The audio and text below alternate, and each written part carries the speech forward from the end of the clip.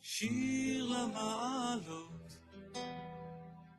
אשא עיניי אל ההרים, מאין יבוא עזרי, עזרי מעם השם, עושה שמיים וארץ, אל ייתן למות רגליך, אל ינום שומרך, הנה לא ינום ולא ישן שומר ישראל, השם שומרך יד ימינך, יומם השמש לא יככה וירח בלילה, השם ישמורך מכל רע, ישמור את נפשך, השם ישמור צאתך ובואך מעתה ועד עולם. שיר למעלות, אשא עיניי אל ההרים, מאין יבוא עזרי, עזרי מעם השם, עושה שמיים וארץ, אל ייתן למות רגליך, אל ינום שומרך, הנה לא ינום ולא ישן שומר ישראל, השם שומרך, השם צילך, על יד ימינך, יומם השמש לא יככה וירח בלילה, השם ישמורך מכל רע, ישמור את נפשך, השם ישמור צאתך ובואך מעתה ועד עולם.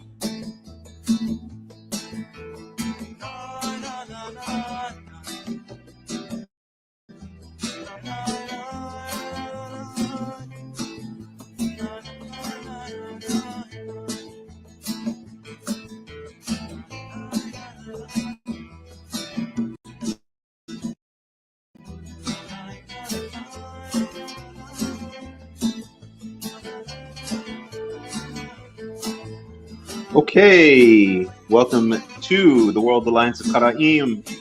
This week's parsha is Vayetzei. I am Hakham Melech of the World Alliance of Qara'im, and we're going to begin the study. Alrighty, so we are in Genesis 28. Starting Genesis 28:10, but I always like to get a little bit of context. So let's go back to the beginning of Genesis 28. I'll share the screen.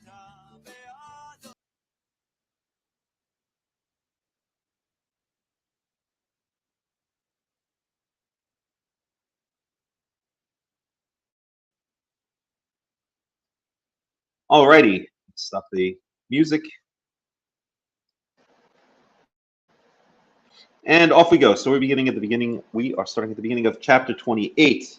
Wa-yikra Yishak el Yaakov wa-yivarech oto wa-yisawehu wa-yomer lo tikah isha mivnot Kinaan. Okay, so Yitzchak does not want Yaakov to take a woman from among the daughters of Canaan, right? We've already had troubles with this, right? Let's find out where it is again. 1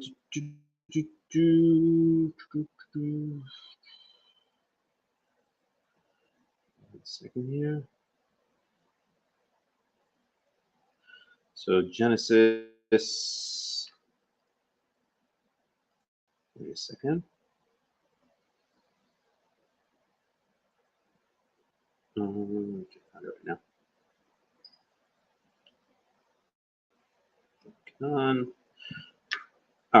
forget it. I can't find the verses. All right, let's go on.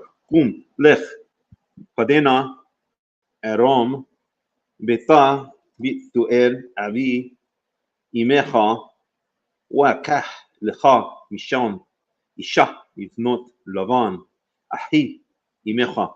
Verse 3. Wa'el, Shaddai, Yivorech, Otcha, We, Yafrecha, Wa'ir Becha, We Haita, Lekahal, Amim. So he will make you fruitful and multiply, right? And multiply you. Yafrecha, Yarbecha. Okay, so that already harkens back to the original blessing that was given in the beginning of the book of Genesis to human beings, right? Adam, human beings. All right, be fruitful, multiply. We know it's a blessing; it's not a commandment. And here,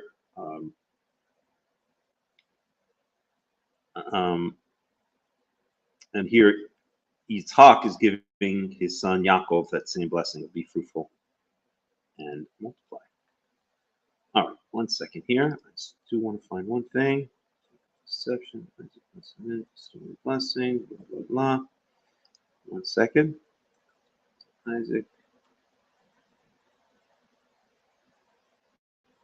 1 second.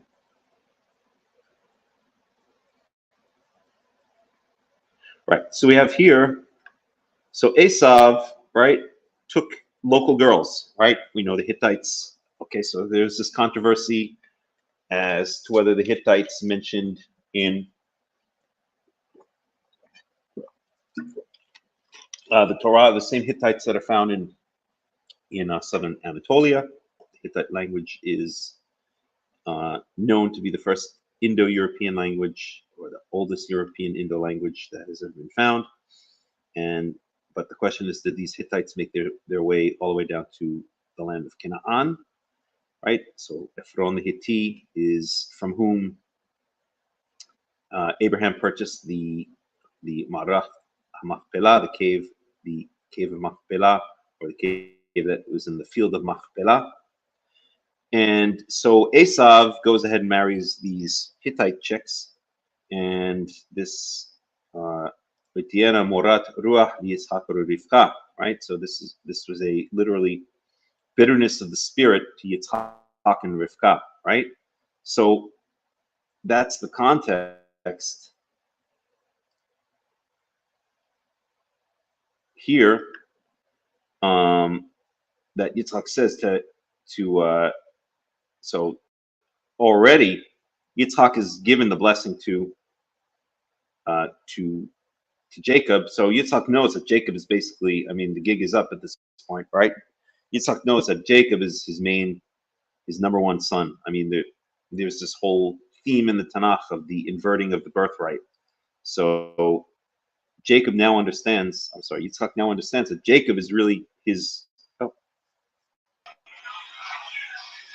Yeah, Jonathan. Hello, my friend. Yeah, I'm trying to get everything set up. I don't know if you can hear me. Hang on a second. Oh, we hear you.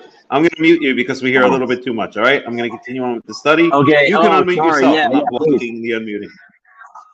All right. Mute me. Yes, I'm going to say, please say it in. Yeah. But you can unmute yourself if you want to say something. I like these studies to be interactive. I don't like them to be, just me lecturing. So please, you are the type of person, I know you're very quiet and reserved and you usually have very little to say, but this time, if you want to make an exception to the rule, you're welcome. All right. So, whoa, and there goes Jonathan's microphone. Okay. So, where were we? What was I just saying? Right. So the gig is up, right? So we have this whole theme, as I've mentioned many times, of the inversion of the birthright. So Yaakov Akav, he surpassed his older brother Esau and assumed the position of firstborn. Basically, he purchased Bechorah, the firstborn status from Esav, and then that was solidified in Rivka's instructions to him regarding the deception against their father Yitzhak. So now Isaac, it doesn't say it explicitly, but we could assume he knows what the deal is. God clearly has appointed Yitzhak, not Esav. Remember, Yitzhak loved Esav, ki tzayid bapiv, because Esav would bring back food from the hunt and give it to Yitzhak. So in Yitzhak's eyes, Esav was the firstborn. Well, he was the firstborn, right? But Yitzhak didn't understand the machinations. Is that the right word? I think so. The machinations that were going on behind the scene. First of all, with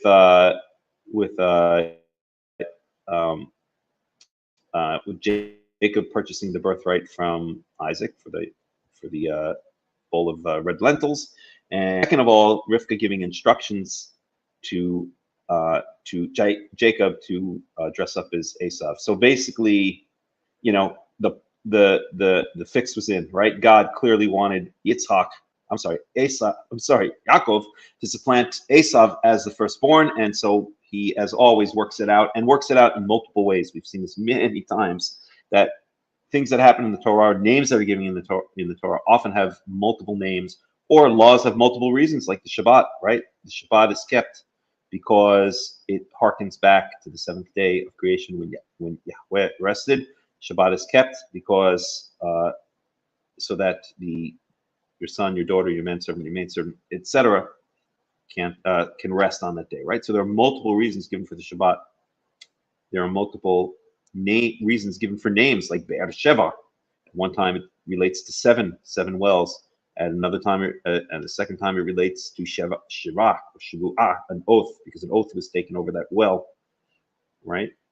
So we have the same thing here. So there are two ways that Yaakov supplants Esav. He purchases the birthright from Esav for the bowl of red lentils, and secondly, Rivka goes in, or Rivka tells Esav to go in and dress up as his brother and basically trick Yitzhak into giving him the birthright, or the blessing of the firstborn. So Yitzhak, so for those reasons, we can assume that Yitzhak at this point, who was kind of blind, first figuratively and then quite literally, to the idea that his son Yitzhak was the main person who was going to inherit his legacy, his spiritual and his physical legacy, is now obviously well aware of that, right? And Esav also betrayed, so this now gets the idea of Esav, in a sense, betraying his parents by marrying these Canaanite women, these Hittites. And so Yitzhak does not want Yaakov to fall into the same trap, to do the same thing. Yaakov is now it's clear in Yitzhak's blind eyes and his previously blind soul who his real firstborn is, who his real continuation is. And so he doesn't want Yaakov to make the same mistake that Esav did and marry these Canaanite women. So he sends him off to Bethuel. Where were we? Right, to Bethuel. So who do we say Bethuel is? So, well, it says right here, Avi Mecha. So, well, let's get a family tree here.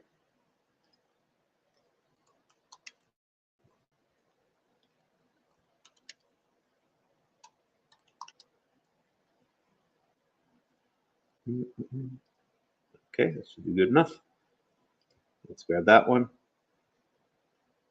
Okay, so on the right here. Okay, so Bethuel is the son of whoa, what happened here? There we go. Let's try that again.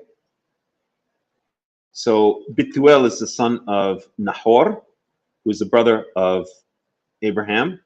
Okay, and so that makes Yitzhak and Bethuel first cousins, right? Nahor is the brother of Abraham. Nahor and Abraham's father is Terach. Bethuel is the son of Nahor. Isaac is the son of Abraham. So Isaac and Bethuel are first cousins. Okay.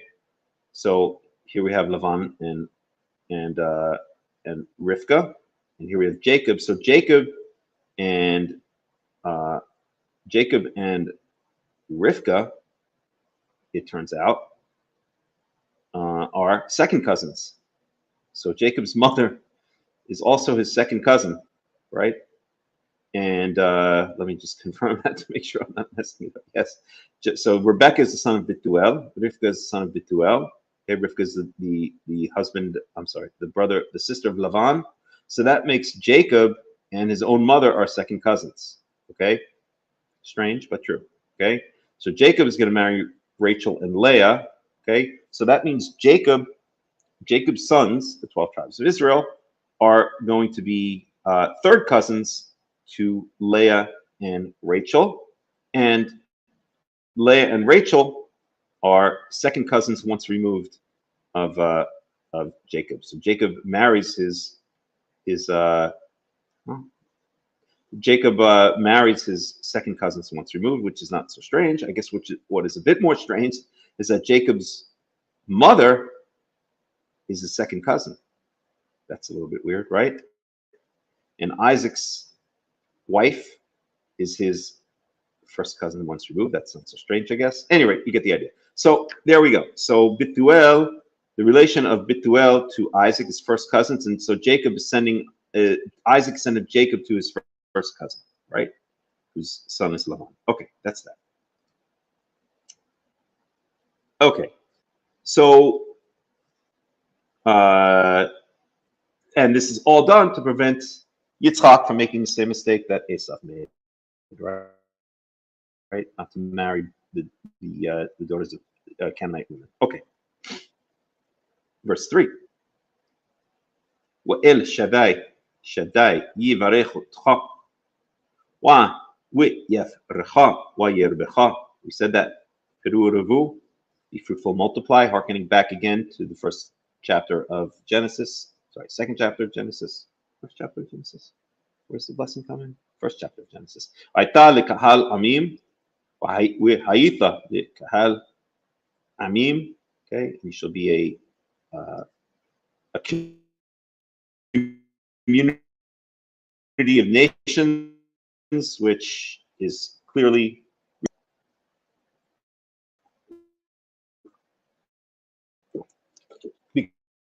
because Joseph is split into two tribes, Ephraim and Manasseh. So that's the idea. So when it says Kahal Amim, it's referring to the 12 tribes of Israel, which also harkens back, as a side note, when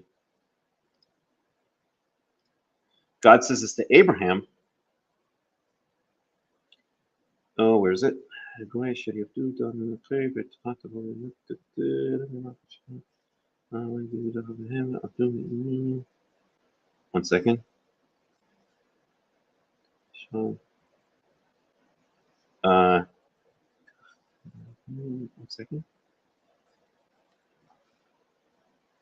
One second. I'm just trying to find a specific verse.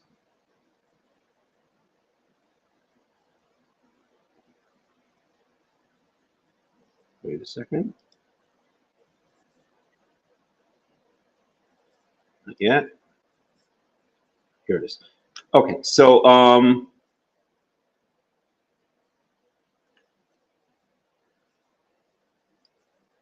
okay, so here's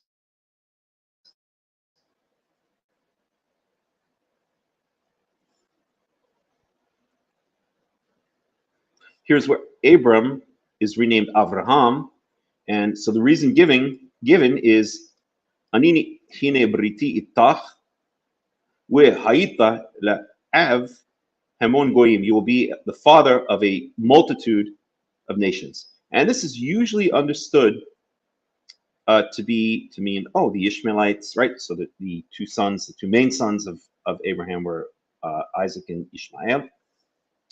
He had other sons when he married Keturah, Dedan, and Midian, and all of these, right? They were sent off to the east. So it's possible that when Abraham is given this blessing, that you will come from you a multitude of nations. That's referring to the Ishmaelites, the Midianites, etc. But I don't think so. One of the things that's often misunderstood in the Torah is that when the blessings are given to the patriarchs, Abraham and Isaac, all of those blessings are fulfilled through Yaakov, right? That's the main seer. How would you say in English? That's the main link, right? From generation to generation. Abraham, Isaac, Jacob. The rest are side notes. Yes, it's true that Ishmael grew into a nation of 12 kings or 12 princes. But that's when it speaks about Hamon Goyim here, that Abraham, you will be a multitude of nations. I believe it's speaking about the tribes of Israel, the tribes of Jacob, right? The 12 or the 13 tribes of Jacob, because all of the blessings that are given to Abraham, all of the blessings that are given to Yitzhak are fulfilled only through the line Abraham, Yitzhak, Jacob. Okay, so I just wanted to point that out. All right, so let's go back here. So here, Haiti Kahal Amim. So that harkens back to that other blessing that was given to Abraham, that you will be you're called Abraham because you'll be Hamon Goyim. You'll be Av Hamon Goyim, right? Okay, so verse 4. We ten lecho et birkat. Here we go. This even proves it even further. Avraham lecha u lezeracha itach lerishtecha et eretz mi horecha asher natan Elohim leAvraham. Okay, so verse 4, I'll just translate, and he will give to you the blessing of Abraham, right? We just said that, right? That the blessing of Abraham is not all of the blessings that were given to Abraham are fulfilled through Isaac, or are passed through Isaac and fulfilled ultimately through Jacob. Okay. So basically, you can think of, it's interesting to think of this way. They always say Abraham is a very. I remember learning in yeshiva, and they say, okay, Abraham was, they made it up, had people in his tent, and he would preach and all this kind of stuff, right? He would really, proselytize for the one and only God, right? And Isaac was kind of the passive, quiet one. He was tied up in the Akedah, in the sacrifice. When he was sacrificed, or commanded to be sacrificed, he wasn't actually sacrificed. He was commanded to be sacrificed. That's a more correct statement. And then Jacob is also kind of very outgoing and a doer, right? So Isaac is always considered the passive one, but that's an incorrect way of looking at it. Okay, Isaac is like an incubator. Okay, so Abraham is the one. I don't want to get too graphic, but Abraham is the one who kind of, he starts the whole root. You can even compare it to a pregnancy. He is the one who produces the original seed, so to speak, right? Isaac incubates it. Okay, nothing much happens during Isaac's generation, right?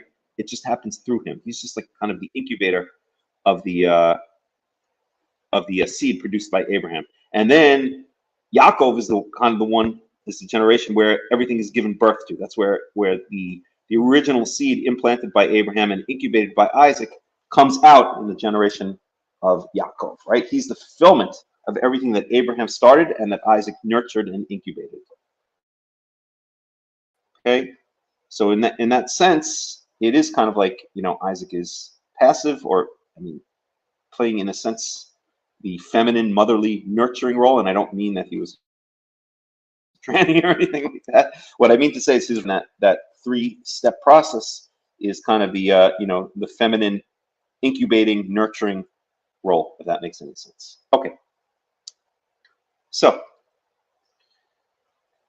But the blessing that is given to Abraham is incubated, is passed through Isaac, and ultimately comes out in Jacob, or through Jacob, one could say. All right. So all the blessings that we see for Abraham, and this is it's a source of so much misunderstanding in the Torah, because there are a lot of things that are a lot of blessings. There are a lot of blessings that are given to Abraham, and they're misinterpreted as meaning directly to Abraham. No, the blessings that are given to Abraham are ultimately fulfilled in Jacob. They're not fulfilled in Ishmael. They're not fulfilled in Esav. They're not fulfilled in the sons of Keturah and the concubines that Abraham that is mentioned in the case of Abraham, probably referring to Hagar and Keturah. And of course, the ridiculous rabbis say that Keturah was Hagar, but they say a lot of crazy things. Okay, it's all fulfilled. All of those blessings are blessings that are fulfilled only through Yaakov, and the rest of the sons of Abraham and Isaac, they only get secondary blessings, which is usually like you get a piece of land, you get some wealth because you're still the blessing that was given to Esau by Yitzchak. Okay, so make sense? Anybody have any comments? Anybody have any thoughts? If so, just chime in. You can either just text or you can undo your microphone. Undo your muted microphone and say something. Okay, so verse 4. Wa'iten lecha et birkat. Oh, I just read that, didn't I? I'll read it again. Wa'iten lecha et birkat Avraham lecha u lezeracha itoch lerishdecha et eras mi chorecha asher noten Elohim leAvraham. Okay, so he will give to you the blessing of Abraham, to you and to your seed. The word seed always denotes the male line. Seed, sperm, semen. It's what's passed down through the male line, through the seed, from one male generation to the next generation, as preserved on the Y chromosome, right? So that's why the Y chromosome is, when you're doing your genetic analysis, 23andMe or whatever you do, the only thing that's really important from the point of view of whether you're an Israelite or not is your paternal analysis, your Y chromosome.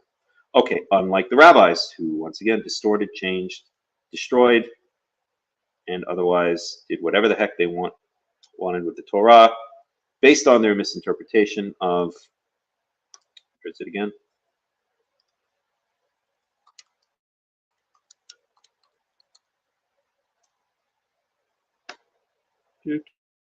Deuteronomy 30:12.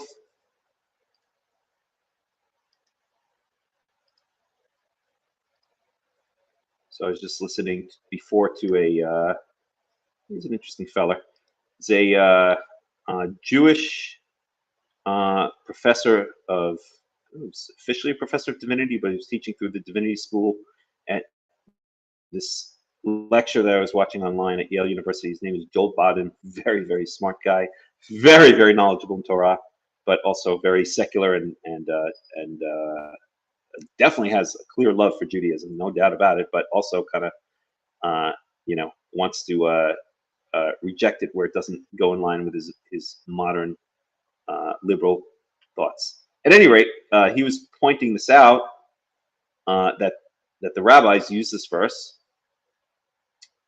Again, 30:12. Right, so here's our verse. Okay. All right, lo b'shamayim hi. I'll just do regular modern pronunciation here. Hi lemor mi ya'le lanu hashamayim ma v'yikachechem lanu v'yishma'enu ota v'ya'asena. It is not in the heavens. Speaking about this commandment, hamitzvazot, or these commandments. Okay.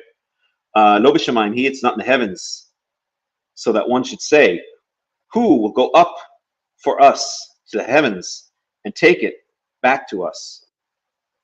Do a little freestyling translation here. I'm not doing it literally, not word for word. So that we may hear it, or that he may make it heard to us, and so that we will do it. Right? So the rabbis say, Lo b'shamayim hi. This is the famous verse that they use. Lo b'shamayim hi. And they use this to say, well, the Torah is no longer in heaven, it's on earth, and we, the rabbis, therefore have the right pretty much to do anything we want with it because it's no longer in heaven. And we can say left is right, right is left, up is down, down is up, exactly what what is warned against in Deuteronomy 17:9. Okay, not to go to the left or the right of what the judges say. They appoint themselves judges, and then they make left right and right left. Okay. And they can do whatever they want. So they can change patrilineal descent, that is clear in the Torah, the matrilineal descent.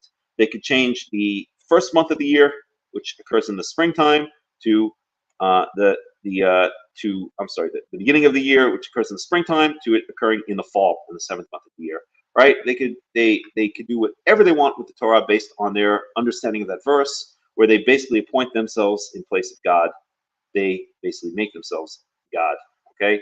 So how do we get to this? Right. I forgot how I got to that, but it doesn't matter. Let's go on. Verse 5. וישלח יצחק את יעקב וילך פדנה ארם אל לבן בן בתואל הארמי אחי רבקה עם יעקב ועשיו. Okay, so Yitzhak sent Yaakov and he went to Padan Aram. So he said, I think it was last year when we were studying the verses, not these verses, but earlier verses. So the same place is usually called by 3 different names. It's either called Haran, it's called Padan Aram, or it's called Aram Naharaim. And looking into it further, we found out that Haran is probably the name of the city. It's known that when Terach took his family from Ur of the Chaldees, Ur Kasdim, they stopped and went to Haran. Okay, and so the city is named Haran. The general region, or let's say the state, is named Padan Aram, and the country or the empire is named Aram Naharaim, the Aramean Empire. And Naharaim means the 2 rivers, clearly referring to the Euphrates and the Tigris. So it means the Aramean Empire, which is situated on the Tigris and Euphrates rivers. Okay. So he sent back off to Betuel. Betuel, we said, is the first cousin of Yitzhak, right? I believe so. So Yitzhak, Betuel, first cousins. Yes, I'll leave this open in case we need to refer back to it. So and off he goes. Okay, but Esau stayed behind, and what does he do? He does the same thing. 1 second.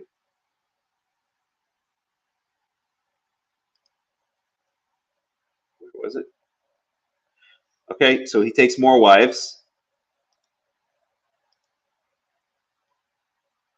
Esau marries Mahalat.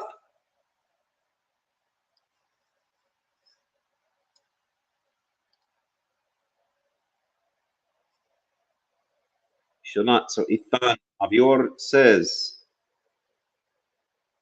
hold on a second, let me just quit this app, which is giving messages. You shall not add anything to what I command you or take away anything from it, but keep the commandments of the Lord your God that I enjoin upon you, of course, right?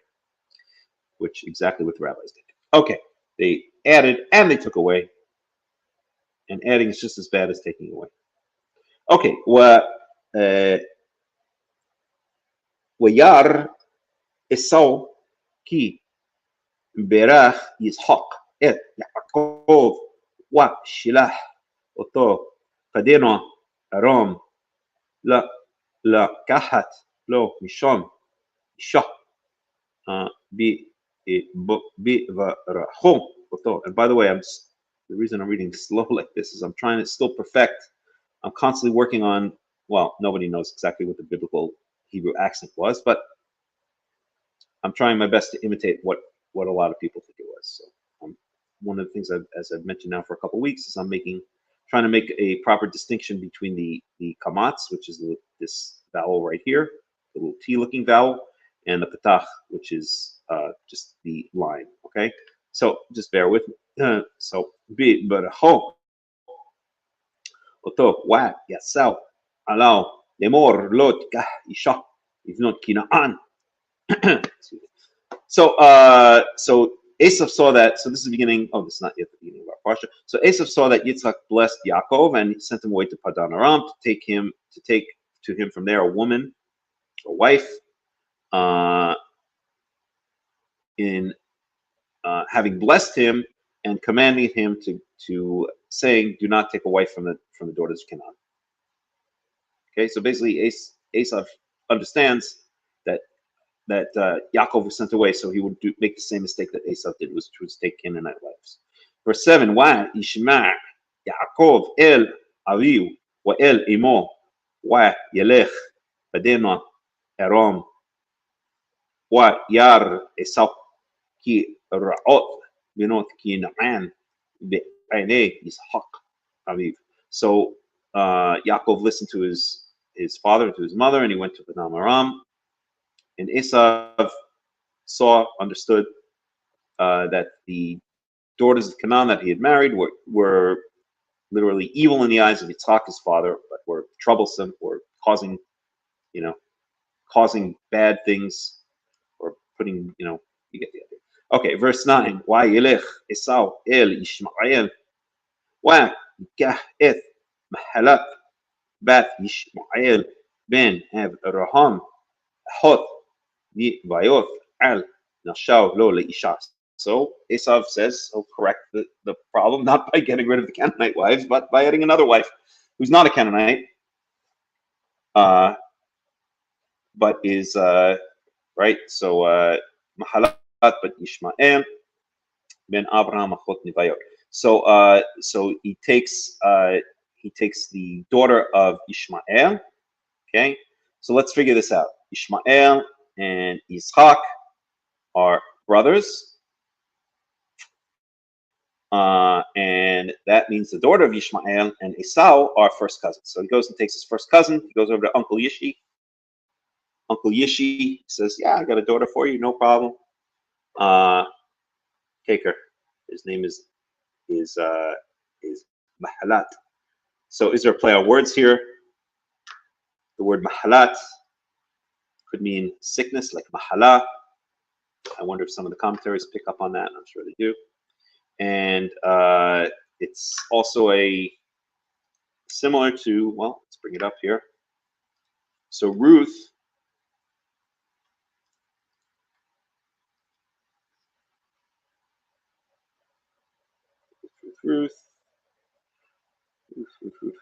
where'd you go, Ruth? Ruth. Okay, so Ruth, I'll just put in the English to make it go more quickly here. The point I want to make. So, do you remember? So Naomi has 2 daughters-in-law, and what were their? I'm sorry, 2 sons, right? Ruth was one of the daughters-in-law. And what were the names of the 2 sons? They were Mahlon and Kilion. Okay, so there are commentators who say that Mahlon, coming from the root Mahana, Kilion, come from the word coming from the word lichlot, or to finish off or to kill. So sickness and death, right? Mahlon and Kilion. So there are commentators that say that these names are plays on words for sickness and death. Well, it's interesting here that the wife that Esav takes his name Mahalat, same root as Mahlon. Oops, where we go? It's Mahlon. Okay, one of the sons of Naomi. That's my mother's name, by the way, Naomi. So, okay, just pointing that out. Does it mean that this is a play on words? Not necessarily. I'd be curious to see what some of the commentators say. Oh, there's Bruce. Hello, Bruce.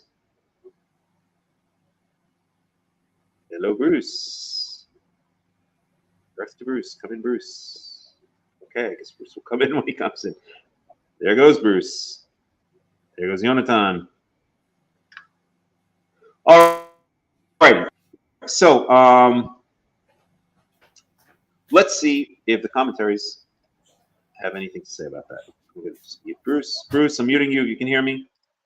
You can unmute as you need to. So let's see if some of the commentaries say anything like that or about that. So we'll go to Mr. Space, Robert Alter. Always a good center point to start off on. And we can also do a little Ibn Ezra. So we are in Genesis 28:9. Genesis 28:9.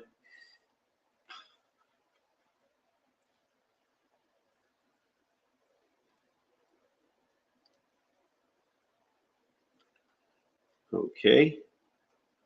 Go down a bit. Oops. Genesis 28:9.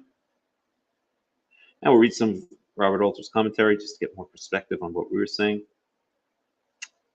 And there's no commentary on 9. So he has nothing to say about that. Let's see if Ibn Ezra has anything to say about that. So we go to Ibn Ezra, go to Tanakh.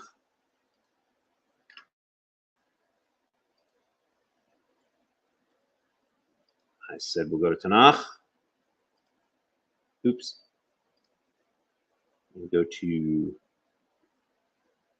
Ibn Ezra, Genesis 28:9. So we'll see what Ibn Ezra says. We can also go to Rashi, the worst Bible commentator ever in the history of Bible commentators. I really just read his stuff. Once in a while, he says something interesting. Most of all, it's just to see how stupid the rabbis are, because he's basically just regurgitating rabbinical midrash or stuff from the Talmud. So let's look at Rashi. In Rashi, the worst Bible commentator ever in the history of Bible commentators. Horrible, horrible, horrible Bible commentator. His commentary makes no sense whatsoever usually. Well, but once in a while there are a couple of gems. So there's Rashi and Ibn Ezra. So what does Ibn Ezra say? I'm just going to read the English because it's medieval Hebrew with a lot of abbreviations. Sometimes it's a bit hard to, we can always refer back to the Hebrew if we need to. So Esav went unto Ishmael when Esav learned that Isaac blessed Jacob a second time and charged him not to take a wife of the daughters of Canaan. He went unto Uncle Ishi and married his daughter Bosmath, who is also called Mahalat.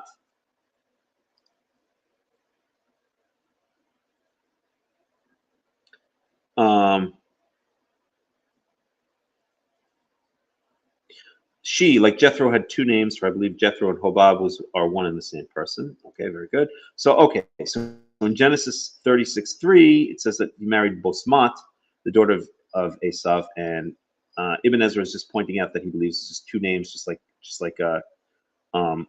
Moses' father-in-law has two names. Actually, he has three names. He has Yitro, he has Hobab, and he has Reuel. Okay. And also he says there, the sister of Nevayot, he was the most important of all his brothers. It is also possible that Ishmael had many wives and that Mahalat was Nevayot's sister from the same brother. Okay, so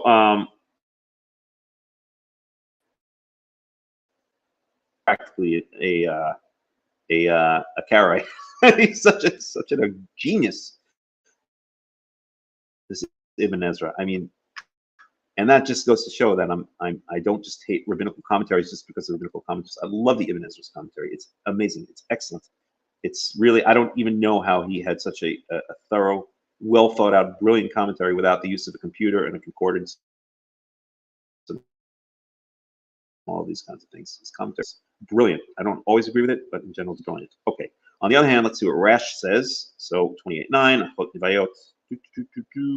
Rash has a whole long thing. Biological inference from what is stated that she was the daughter of Ishmael. Would I not know that she was the sister of Nevayot? But the words are added to tell us that Ishmael died after he had betrothed. Blah blah blah blah blah blah blah blah blah. I'm not even wasting my time with this nonsense. All right, just midrashic bullshit. Okay. So at any rate, so the Ibn Ezra doesn't really add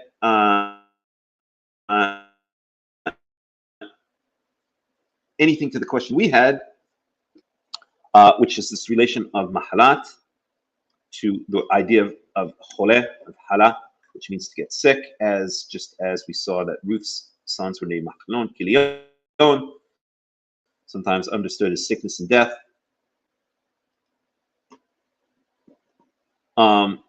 But he did give us some more information. He points us to Genesis 36:3, where it said that Esau married Bosmat. So, and then he tells us he believes that Mahalat and Bosmat are the same people. So it's not two different wives, it's just two names for the same person. Just as Moshe's father-in-law, Yitro, has multiple names as well. Okay, so that's that. Alrighty, I have a private chat. Yes, you can transfer the $1 million to my bank account. I'll just give you the bank account information in private chat. No, that's not what it says. That would be nice. Okay, so but Ishmael ben Avraham, etc., etc. Okay, so now we're going to go to verse 10, Vayetzei, Yaakov, and here we get to a place that I pointed out, or a point that I pointed out last year when we were studying these chapters, of a place that's often overlooked, but in early Israelite history is basically the central, shall we say, place where the patriarchs meet God, and that's, well, does anybody know what it is? It's not Jerusalem. Type it in if you know. Don't cheat. Don't read ahead. Well, we'll see in a couple verses. Okay. Close that Ruth here. So verse 10. So this is the beginning of our parsha right here. Vayetzei Yaakov mi be'er Shabbath yelech harana. Oh, I wanted to read some. Let's just read a little bit of Robert Alter stuff just to get his perspective on things, which is good. Blessed, and the Hebrew word berech also has the more everyday sense to greet, but it's quite unnecessary to construe in that sense here, as some scholars have proposed. Isaac's clear intention is to give his son a parting blessing. The instructions about taking a wife from Mesopotamia intervene in the last half of this verse and in verse 2 before we reach the actual words of the blessing, okay, etc. Okay, so verse 4, he says, I'll just read one or two of his comments. Documentary critics assign 27:46 to 28:9 to the priestly source and argue that it contradicts the logic of the story told in chapter 27. Such readings, however, reflect an unfortunate tendency to construe any sign of tension in a narrative as an irreconcilable contradiction. Absolutely. The entire documentary hypothesis is based on this fallacy, as a matter of fact, okay? That any sign of tension in a narrative is perceived as an irreconcilable contradiction, and underestimate the resourcefulness of the priestly writers in making their own version artfully answer the versions of antecedent traditions. Obviously, I don't agree with that. This guy, Robert Alter, obviously believes in the documentary hypothesis, as does the professor I mentioned before, Joel Badim, who's definitely worth listening to. In fact, I can post his playlist here.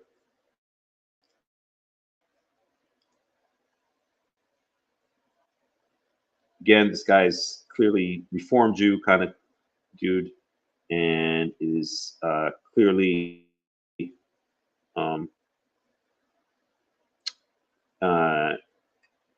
is clearly secular academic, comes from a secular academic point of view, but definitely worth listening to. He really knows his stuff. If he were a rabbi, he'd be a great rabbi. And he does have a lot of information. So here it is, Hebrew Bible Interpretation 1.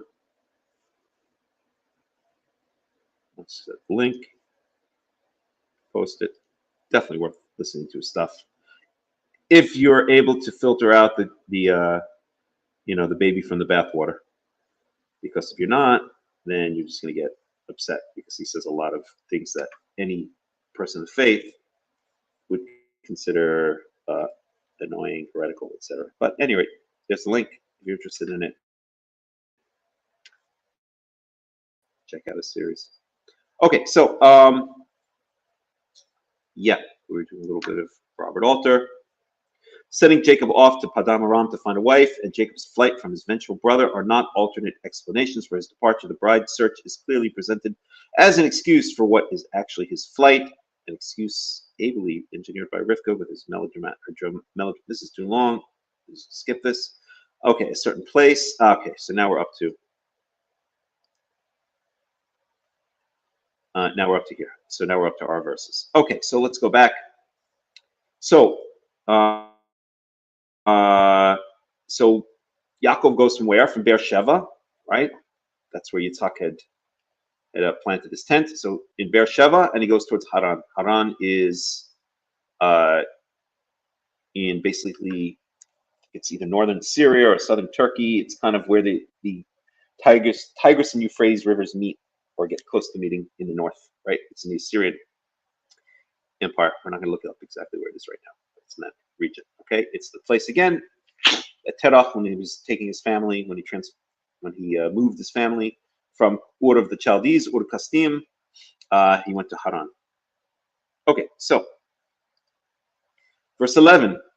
Wa yifgah ba maqom wa yalen sham ki ba hashemesh wa yikah me'avnei ha-maqom wa yasem me'ara shutaw wa yishkav be'maqom hahu. Okay, so Jacob ran into a place, or he bumped into a place, literally, right? Not literally, but figuratively. Pogea means like to touch, bump into, right? So he ran into a place, or he bumped into a place. So that's already a weird. So I'm going to claim, okay, let me pull the curtain off the what I'm trying to say here. So this place is Bethel. He names it Bethel, right? This was the main, I don't want to call it cultic center because it wasn't a cultic center. It was much later. This is one of the places that Yerovam, the breakaway king from the one who founded the northern kingdom of Israel, he made 2 golden calves and he put one in Bethel, right? Which is, wow, that's like a punch right in the face. That would be like putting one in Jerusalem. So he knew the importance of Bethel. So Bethel is basically, if there's any place where the patriarchs go to meet God, it's Bethel. Bethel has an incredible amount of importance in the book of Genesis. And as we said later on, we can even look at it in the story of Yerovam. But Bethel is crucial. So, and that's picked up in this language here. But why Yifgaba Makom, he came across a place, or he bumped into a place. That's a really, really, really strange language. Okay? And I'm going to also claim, I know that none of the scholars say this, and I could totally be wrong, but I think there's evidence from the language here, and let's follow it through, that Bethel, this place is actually Jerusalem, is actually the Temple Mount. What is chosen later is the Temple Mount, okay?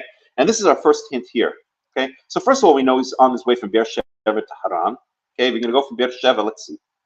Let's do that, actually. Let's go to Google Maps.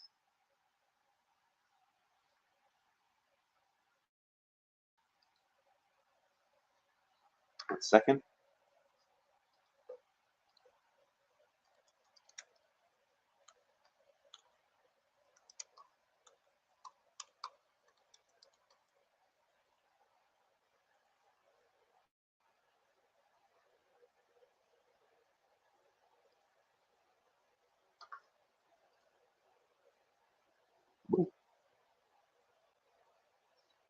Dalit's Flower Garden and Givon Computers. Okay. So there's Beersheba. Okay.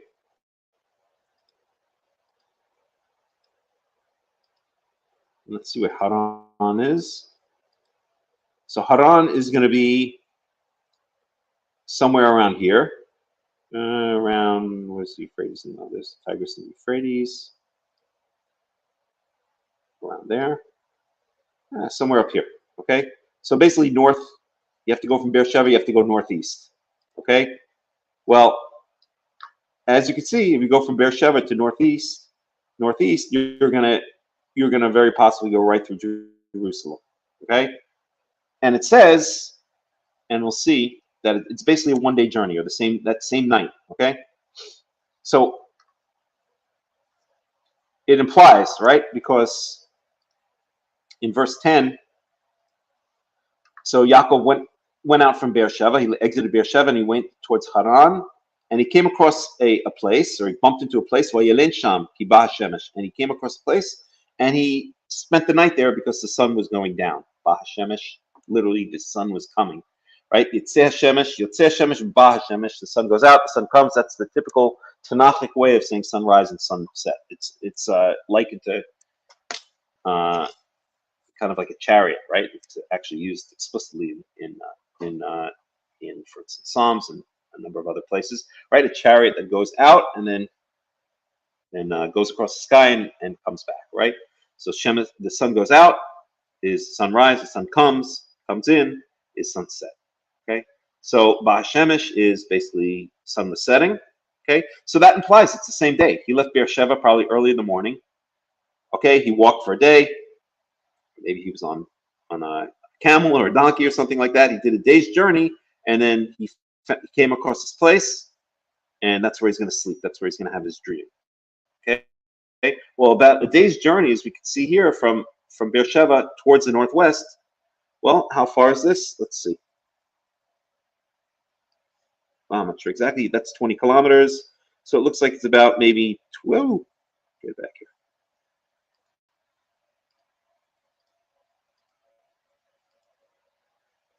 So that's 20 kilometers. It looks like it's maybe, oh God, what the heck is going on? Maybe, that's a weird one. Kilometers. I don't know. Let's say, Jesus. Oh, I see. It's scrolling like, God, this mess sucks. Anyway, let's say about 100 kilometers. Okay. So if you're on, you could definitely travel 100 kilometers a day. I don't know.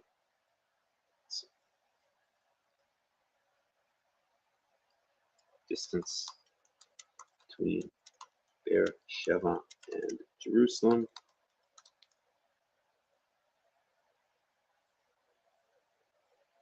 $105 kilometers. Okay, via Yitzhak Rabin Highway. They renamed Route 6 Yitzhak Rabin Highway. Oh boy, I think I won't travel on it at all then. Okay, so at any rate, oops, that's not what I meant to do. Oops. 1 second. Oh, duty. Okay,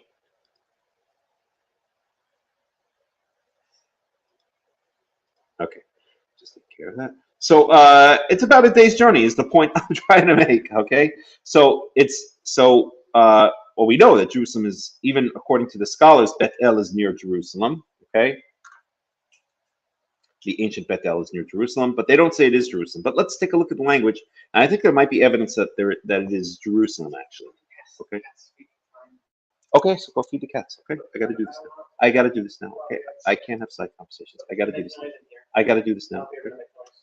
I got to do this now. Okay, please. Yeah, you can't interrupt me when I'm in the middle of something. All right.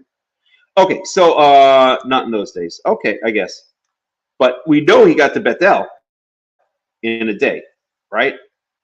That's what the text clearly implies. It's the same day because the sun was setting and he came across this place. Okay. At any rate, so and he took from among the stones of the place, and he put them around his head or under his head, and he went to sleep in that place. And he had this dream, halom, wahine, sulam, musav, arsa, werosho, magia, ha, shomaima, wahine, malache, Elohim, olim, wa yordim bo. So he dreamt, and he saw a ladder that was planted in the ground, and its head, its top reached up to the heavens, and behold, there were angels, messengers, literally of God, angels going up and down upon it. Okay, verse 13. So here is his dream. Wahine Yahweh nitzav alav Wayomer ani Yahweh Elohei Avraham Avicha wa Elohei Yitzhak haaretz asher ata shochev aleha lecha etnena u lezeracha. So Yahweh was stationed or was situated upon it, upon the top of the ladder, and said, I am Yahweh, Elohei Avraham, the God of Abraham, your father, wa Elohei Yitzhak, and the God of Yitzhak. So here, even though this is long before the name was given to Moshe, here God isn't identifying himself as Yahweh. He's saying, right? It's being quoted as, I am Yahweh, you're the God of Abraham. How is that even possible? That's a long side discussion. I have a number of ideas about that, but I'm not going to get into it here because that's a long side discussion. Okay, there are a couple of possibilities. Ha'aretz asher. So the land upon which you are lying, I will give it to you and to your seed. Seed again, whenever seed is mentioned, it means male descendant. Seed, sperm, male descendant, Y chromosome. Okay, that was pointed out by a good friend of mine, a fellow Karaite who's kind of a shy, introverted guy. I don't think he'd want his name mentioned, but actually wrote a book called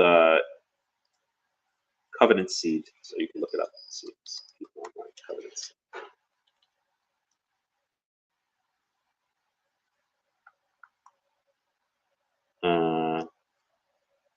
Book.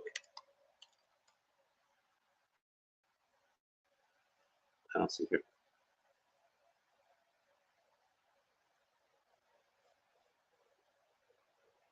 No, that's it. Anywho, so so the land which you are situated on, I will give it to you and to your seeds. Okay, verse 14. Wih haya zir echo ke afar haaris wih u perasta yama wa edma wa sfona wa negba wa niv rahu becha kol ishbahot adama u bezeracha. Okay, so this is the blessing. I will give this land to you and to your seed, and your seed shall be like the dust upon the earth, meaning as numerous as dust upon the earth. Again, a blessing that was basically given to Abraham, which is now passed through Jacob. Okay. Paratz the yama, and you will burst out, you will spread out to the sea, or to the west. Yama means towards the sea, which always means towards the Mediterranean Sea from the point of view of where the patriarchs are. Sorry about the cat in the background. She goes crazy when it's feeding time. It'll stop in a couple of seconds. And to the east, and to the north, and to the south. And through you shall be blessed all of the families of the earth, through you and through your seed. Again, we have a typical grammatical structure here in the biblical Hebrew. So nivracha becha kol mishpachot adama ubezaracha. So here it should really say, we're speaking about in English, nivrachu becha ubezaracha kol mishpachot haaretz. Okay. So is it the object? It's actually the indirect object. The two indirect objects are separated by the subject. Okay. Anywho, so there's a Karaite who is a fake, a fraud, and a phony. I won't even mention his name. Who says that this nivrachu, which means to be blessed, will be blessed by you. Nivrachu, or are blessed by you, all the families of the land. That this actually means will join to you, because he relates it back to the word berech, which means like a knee, or to bend the knee, like oh, the cat is driving me crazy. I can't even concentrate. I think I'll just put her somewhere. Hold on one second, please. I'm sorry.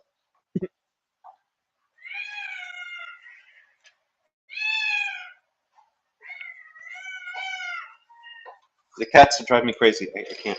Okay.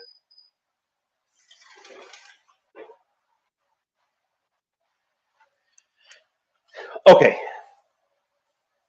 So he says this is like bending at the knee, which by extension means to bend or to join into.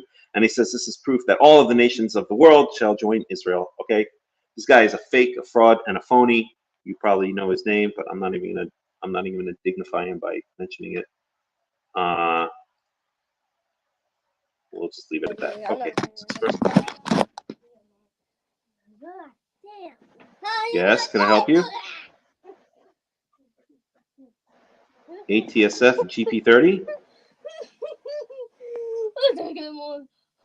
Okay, let's get rid of this person.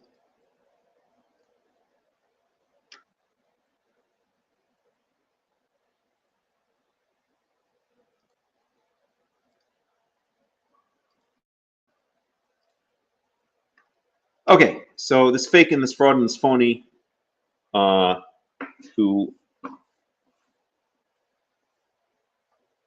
has said, I'll give one hint about who he is. People have said that that because of him they've increased their faith in Jesus Christ. So he's actually promoted and helped the promotion of idol worship. Could you imagine if someone had come along and said, because of such and such Karaite, I've increased my faith in the Baalim, in Baal, or in Chemosh, or in one of the gods of the ancient Canaanites, and that person in turn would respond that that's a good thing. Can you imagine that if someone had said, I've increased my faith in such and such, fill in the name of whatever idol you wish, of the Baal, of the Baal Zvuv, okay? And yet Jesus, who's just as much of an idol as any of those gods are, this people say that by listening to this so-called Karaite, this fake, this fraud, and this phony, that they've increased their faith in the idol, the false idol known as Jesus. Unbelievable, sickening, actually. Anyway, I'll just leave it at that. You can search the stuff out if you wish. All right, verse 15. So all of the families of the earth will be blessed by you and your seed.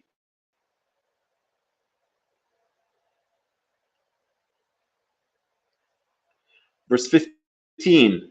Wahine anuchi mach u shmerticha bechol asher telech ve'ashivuticha el ha-adoma hazot kilo ezavecha ad asher im asiti et asher dibarti lach. And behold, I am with you, and I will protect you in every place that you go and everywhere that you go. And I will return you to this land of Israel, because he's on his way out of the land of Israel, right? And one of the first places he goes to when he comes back into the land of Israel is this place, is what he's going to now name Bet-El. And I will not, because I will not leave you until I've done that which I've spoken to you. So God is making a promise, okay? Actually, in this case, without asking anything from Yaakov in response, right? So it's not like it's a brit or something like this, okay? This is just a God basically coming to Yaakov and freely saying to him, now look, your email at Karaite Insights sends back errors. I'm trying to send you a mail. Okay, I'll check it out. There's the link if anyone is interested. There's the link for it if anyone is interested. Okay, I'll check it out after Shabbat. Okay, so weird. It shouldn't do that. I think I know why. I bet I know why. Okay. So, but thank you for letting me know. Why cuts? So asher dibatilach. So I will not leave you until I've done this. So this is a one-way promise from God. It's kind of unique, right? Because usually God wants something from us in return, and then there's a brit, there's a covenant that's made. Okay, you keep my mitzvot, and I will bless you. And if you don't keep my mitzvot, I will curse you. But here it's just a one-way promise. No, he's not even requiring anything from Yaakov at this point. He's just telling Yaakov. And what's the reason for this? Because this is the relationship that started with Abraham, right? So he loved Abraham, he loved Yitzchak, now he loves Yaakov, and so he's basically just freely saying to him, I will be with you. Okay, verse 16. Why kas Yaakov mishanato? Why yomer achen yesh Yahweh be'makom hazeh ve'anochi lo yadati? Verse 17. Why yirah? Why yomer ma norah ha'makom hazeh en zekiim Elohim. Vazeh sha'ar shamayim. So Yaakov woke up, literally from the word kates. Kates means the end, right? Kates yamim, it's the end of days. Or the word kaetz is it's basically the summer. It's usually translated as, but what it really means is the point where the wheat harvest ends, and where there's nothing to harvest until the fall harvest season. That's what kaetz ultimately means. We see the word kaetz in, if we can find it here, just look that up. Because whenever you see a word, whenever you see a word, kaetz, yikatz, right? It means to end or to cease, to halt. What did you do here? So let's just look that up for 1 second. Tab right, this, open tab, you. And this is going to be in Genesis 8. Is it?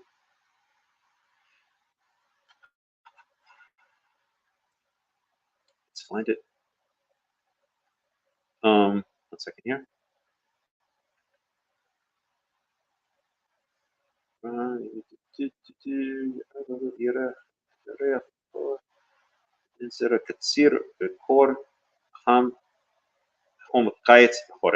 Here, Karaites. Okay, so this is after Noah comes out of the ark, and God promises He's never going to do this again. He's never going to make the whole world, destroy the whole world.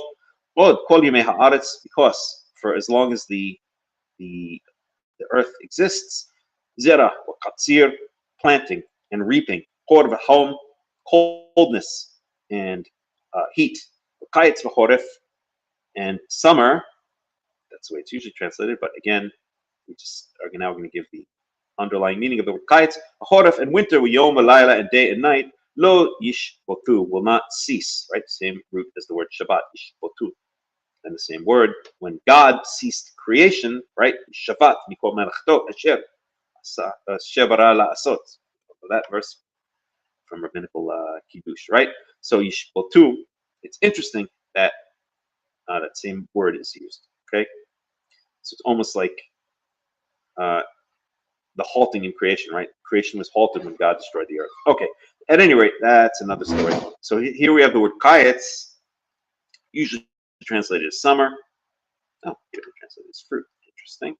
Let's go to the BDD.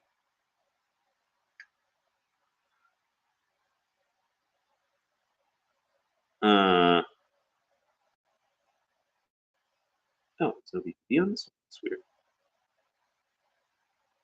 Interesting.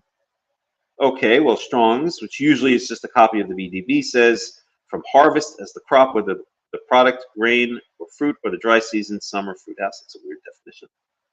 Okay, here we go. Chutz, summer. Now we get this, and here we go. Kites. I think it's just one of these errors where they, by mistake, sometimes I see this on the site that the yud has been replaced with a vav, or some words. Okay, so kites, summer fruit. Summer season as opposed to choref, summer fruit.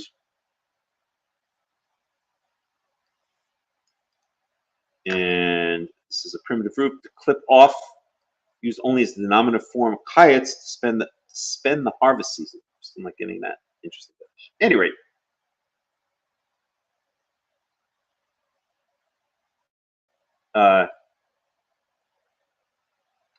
Anyway, the idea, as far as I understand the word kayetz, is so we know that the wheat harvest is celebrated by the holiday of the Passover, or the Chag HaMatzot is associated with the barley harvest.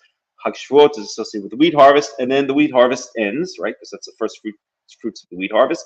And our next holiday is well, let's see, the Shavuot usually starts at the beginning of the 3rd month. So 4th month, 5th month, 6th month. So 4 months later, in the middle of the 7th month, so 4 to 4.5 months later is when we celebrate Sukkot. That's the Chag HaSif, the ingathering of the fruits. Okay. So maybe that's the end of the ingathering or the middle of the ingathering, because the olives are afterwards. Maybe the dates are a little bit before and the figs are a little bit before. But at any rate, the point is that there's a pause in the summertime where there's nothing to harvest. It's after the wheat harvest and before the fruits harvest that's associated with the Sukkot holiday. It's also very hot, right? Kayetz.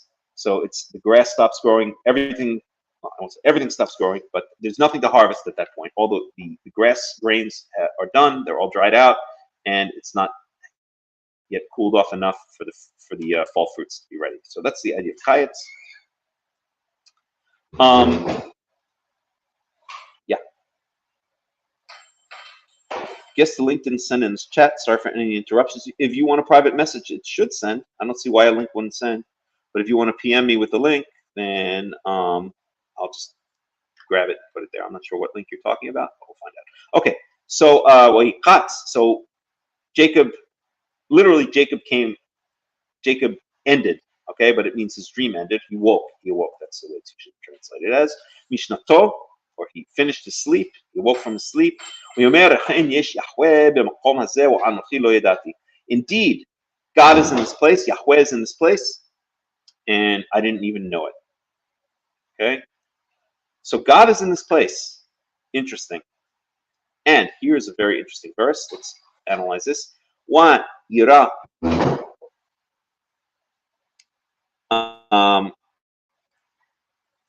And he was afraid. Wayomar ma nora et maqam hazeh en zekim beth Elohim wazeh sha'ar ha shomayim. And he feared, and he said, "What? How?" I should translate this word is terrible. I hate that translation. So sometimes translated as awesome. I don't know. I've got to think of a good translation for this word. All right, we'll go with awesome. How awesome, or how overwhelmingly awesome, or something like that, is this place? This is none other than the house of God. Huh? That's a weird statement. The house of God. We'll get back to this phrase in just a second. Wazeh she'ara shamayim, and this is the gate to heaven. Okay. Well, this is like the place between gate to heaven, right? This is where you can enter heaven from earth, or where heaven and earth connect. Well, isn't that kind of an idea of Jerusalem, right? At least rabbinical idea of Jerusalem, that Jerusalem is where is the place where heaven and earth meet, right? But this phrase here, Beit Elohim, the house of God. Okay. Well, this is Shalom Mafia and Mike. How are you, my friend? Long time no speak. Good to see you. Good to see you, my friend. So this house, this phrase, Beit Elohim, let's take a look at this phrase. Go to Sefaria. I'll leave Ibn Ezra and Rash open, and we'll just go back to the page of Sefaria, and let's take a look at this phrase. Do a search on this phrase in the Tanakh.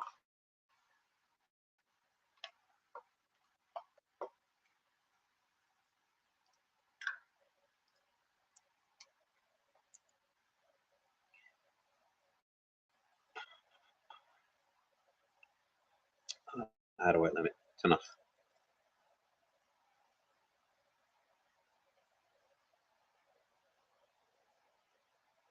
Okay, well, here's one.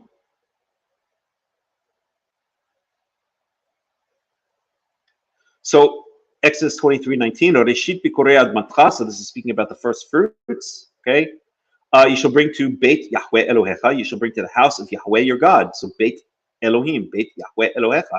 This is speaking about the tabernacle, right? Take another random one. Let's see. Why doesn't it do it in order? Sort. Relevance. Chronological. Thank you. Let's see. Okay.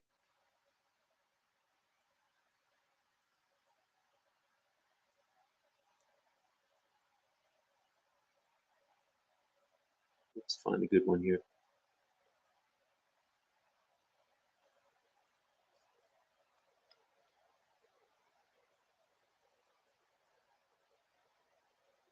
Anywho, I can't find one. I was looking for a specific one.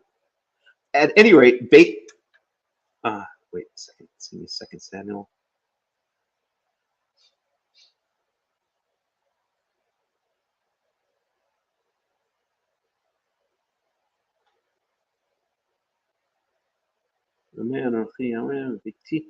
Okay, so here, for instance, 2 Samuel 7:18, ויבוא המלך דוד, וישב לפני יהוה, ויאמר מי אנוכי אדוני, יהוה ומי, no, it's not a good example.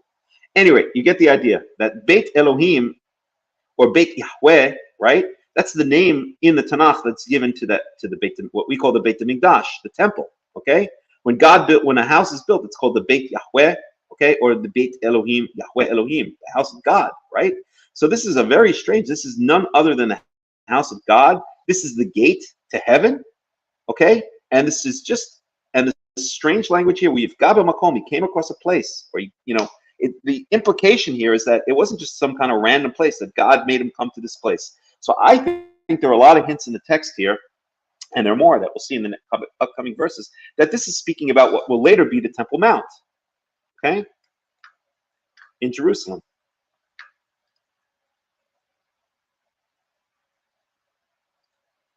And let's follow that thought, okay? So verse 18,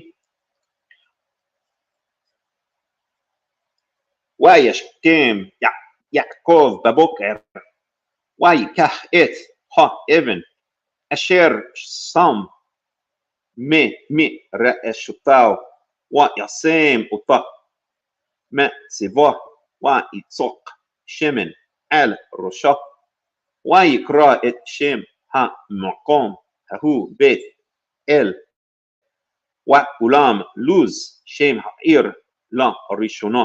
Okay, so Yaakov arose early in the morning, and he took the stone. Oh boy, there's a whole Rashi on that one, which I'm not even going to sidetrack, but Rashi basically says at night, it says he took 12, it says he took 12 stones. That's a midrash. It says he took stones, and in the morning it said there was one stone. So there's some stupid Rashi on that one, which we won't get even into, which I think comes from, I can't remember which midrash.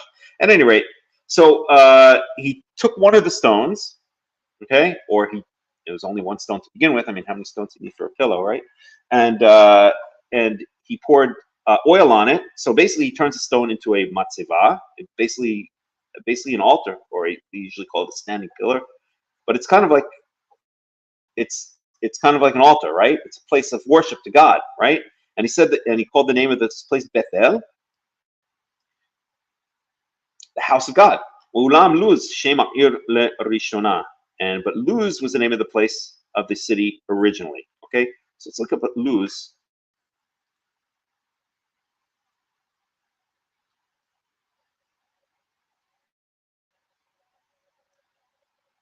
Ikra Shama Luz Ushama. That is Bethel. Joshua 18. Mishama Gvul Luz Ketef. Let's do this. Let's go to Rabbi Wikipedia for a second.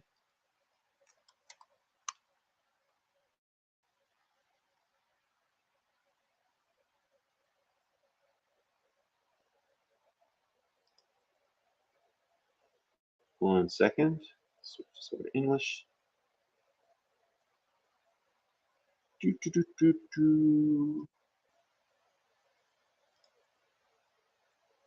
No, that's not what I meant by loose. Okay, let's do it this way.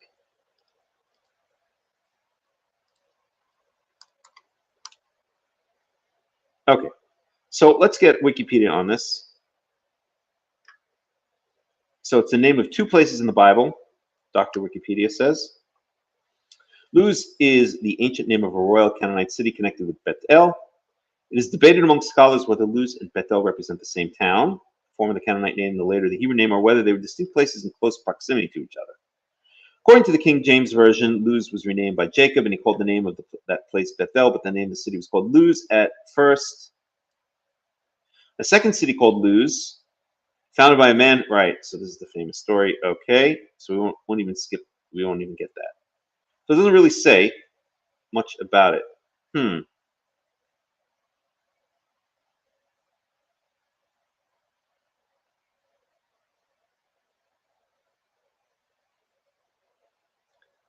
So I don't know.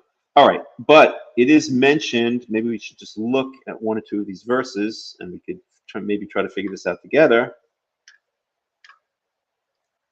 So Luz, okay. So the first time it's mentioned is here. And this is when Yaakov is coming back from Haran with his wife and children at that point. Luz, Beretz Canaan, Joshua, Nebet, El Luz. Okay, let's just look at this for a second. Joshua 16:2. I'll just go to the English to make it go a little bit more quickly. Oh shoot, I have to recharge the battery.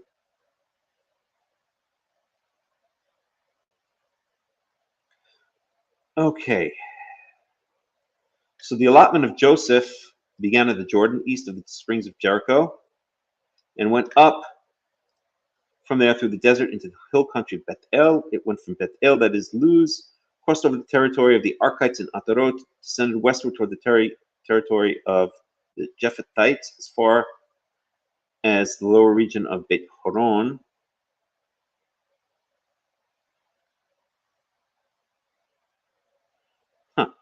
Bethel.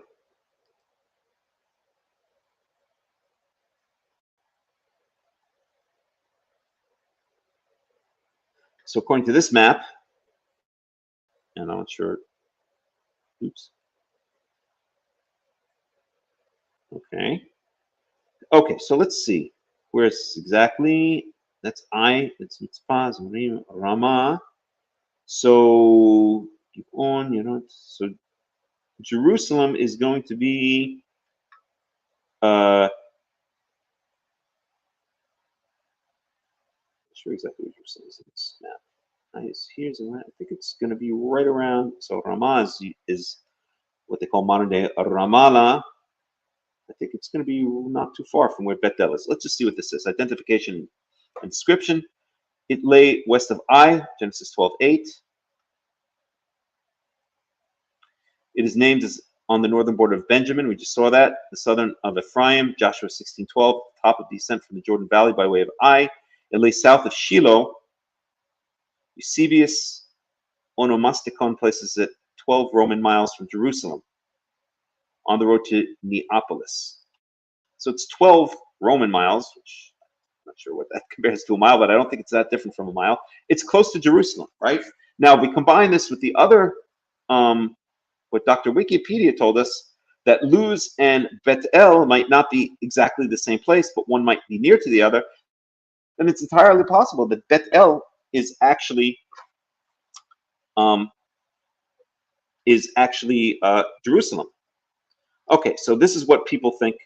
This is what it's usually identified as. It's represented by the modern Beitin, a village of some 400 inhabitants, which stands on a knoll east of the road to Nablus. There are 4 springs which yield supplies of good water. In ancient times, these were supplemented by a reservoir hewn in the rock south of the town. Blah, blah, blah, blah, blah. Let's read this. The town was originally called Luz. When Jacob came hither on his way to Bedam Aram, we were told that he lighted upon the place. The Hebrew makom, like the cognate Arabic makam, denotes a sacred place or sanctuary. The makom was doubtless that at which Abraham had sacrificed east of the town. In the morning, Jacob set up for a pillar the stone which served as his pillow, poured oil upon it, and called the name of the place Bethel, house of God, that is, God whose epiphany was for him associated with the pillar. This spot became a center of great interest, lending growing importance to the town. In the process of time, the name Luz appeared, giving place to that of the adjoining sanctuary town, and sanctuary being identified. Jacob revisited the place on his return from Padan Aram. Here, Deborah, Rebecca's nurse, died and was buried under the oak, Genesis 35:6, probably on rising ground east of Bethel, and Lot stood to view the uninviting highlands and the rich lands of the Jordan Valley. Okay, and this goes into greater detail. So it seems to be near Jerusalem, right? At least Luz was near Jerusalem. So it's possible that Bethel actually was Jerusalem. And again, I'd have to look more into the what the biblical archaeologists say. If anybody knows, please let me know. But I'm talking about purely from the text. I think there are a lot of hints that this is actually what is later chosen as the place, Hamakom Asher Yivchar Yahweh Lasum Et Shemo, the place which God will choose to place his name. Okay, and let's go on. Wayidar Yaakov Neder Lemor. And so now Jacob swears a vow, makes a vow. Lemor im Yahweh Elohim I modi u shimorani ba derech hazeh asher anochi holech wa natan li lehem le'chol ubered lilbosh. So he says, if God will be with me and he will guard me, he will take care of me, he will look after me on my travels, on my way, on this journey, asher anochi holech, this journey which I'm embarking upon, when natan li lechem le'chol, and he gives me food to eat and clothes to wear. Oops. Verse 21, Genesis 28:21. V'shavti bi shalom el beit avi v'haya Yahweh li le'elohim. So this is Wayidar. So if, this is all if, this is the if clause. If God does all of this to me, and he returns me, and I return in peace to the house of my father, and that's the if. Up to there. V'haya Yahweh li le'elohim. Then Yahweh will be God to me. He will be my God, basically. That's the then clause. Okay? V'ha'even azot asher samti matzeva yihye bet Elohim v'chol asher titen li aser asrenu loch. And this rock which I placed, which he made the matzeva, the pillar, or the standing pillar, which he poured the oil over, right? The anointing oil, right? Asher tzamti matzeva, which I turned into a standing pillar. Yeah, Beit Elohim will be the house of God. What the heck does that mean? It will be the house of God? Again, the house of God, Beit Yahweh, or Beit Yahweh Eloheinu, or Beit Elohim, that means that the place, that means where the house of God is later built, right? So I think the text is hinting, it's foreshadowing, right? We know that the Torah says many times, not the rest of the Tanakh, the Torah itself, the Chumash, the 5 books of Moses, speaks about the place which God will choose to place his name, or the place where he will choose his name to dwell, right? So we already have foreshadowing in the Chumash. We already have hints in the Chumash that there is going to be a place that's going to be chosen, right? So obviously, God, we can't assume anything about God, but we can assume God already kind of knows what it is. And it seems to me purely from the text, I don't know if the biblical archaeology in any way backs it up. You know, biblical archaeology is kind of it's on shifting sands. They could say one thing one day and another day. All right, so I don't know if there's any evidence that this place, this Bet El, is the same as will be the Temple Mount. Okay, and everything that you give me, I will tithe to you. That's what Jacob says to God. So if you do that, you will be my God, and I will give a tenth to you, whatever that is. Okay. Okay. So, any thoughts? Any ideas? Anybody want to say anything? Bruce, any ideas? Hello? No, it's interesting to me that you're saying that Bet El could be actually Jerusalem, and that it's foreshadowing. But on the other hand, it says in a place that I will choose, So here it's already chosen.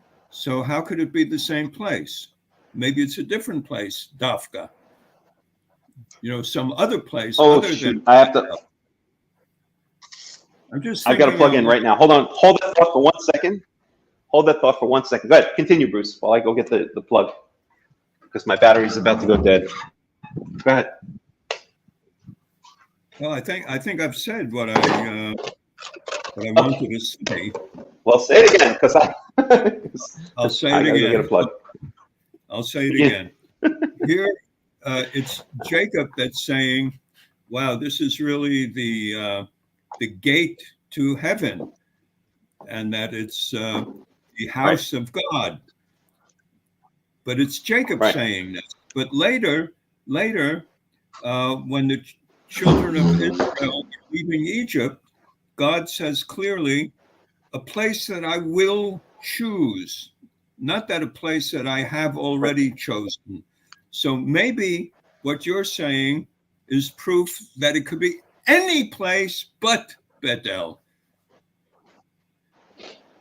Okay, that's an interesting point, but I will say chosen doesn't necessarily mean that God doesn't know where it is. It just may mean when he says chosen, I think he means reveal would maybe be a better way of translating it.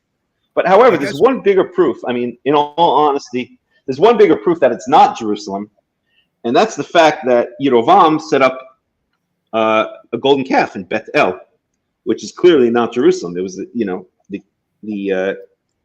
was meant to be the counter to Jerusalem. So maybe my whole theory goes down the drain on that one, and we should take a look at those verses. But maybe there's something else going on. That's a little bit deeper. Hold on. Okay. Plug this in. Boom. There we go. Good to think about. So let's just look at that. It's good to ponder. It's just very strange wording when you think about it, right? So if we look at, let's see, Beth El. Let's go to, for a second, oops. 1 second. So we're going to go to the beginning of 1 Kings.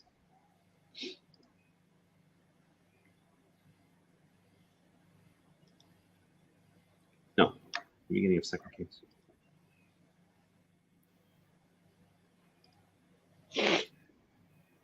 No, the beginning of 1 Kings? No, where is it?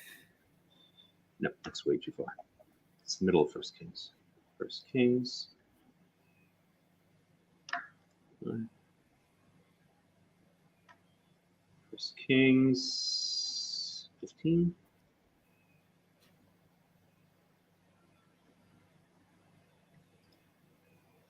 Kings 10. Okay, so this is the reign of Solomon. So we're getting close. 1 Kings 13. Okay, Jeroboam. So it's going to be 1 Kings 12. Okay, so again, I'll just look at this in the English to make it go a bit more quickly.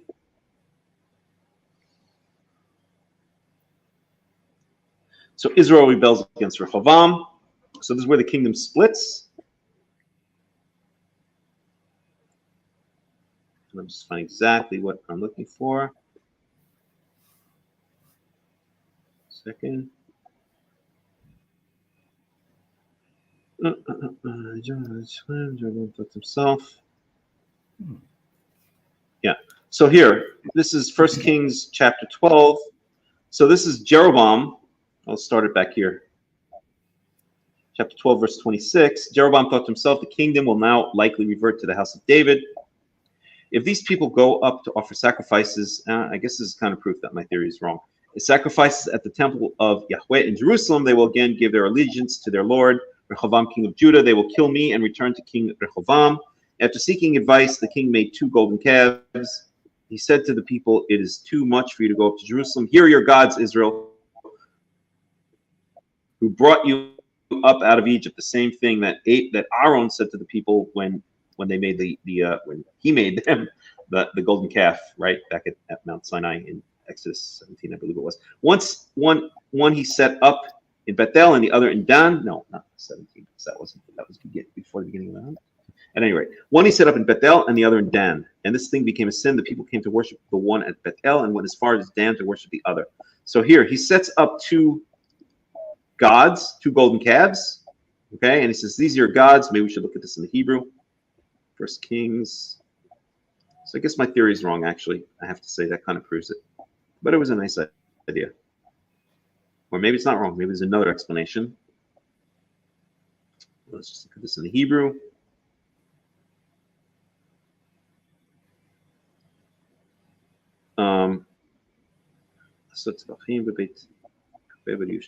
Okay, so here it is, verse 27. It starts. Okay, I'll just read in modern Hebrew accent. אם יעלה העם הזה לעשות זבחים בבית יהוה בירושלים ושב לב העם הזה אל אדוניהם אל רחבעם מלך יהודה והרגוני ושב אל רחבעם מלך יהודה. Verse 28.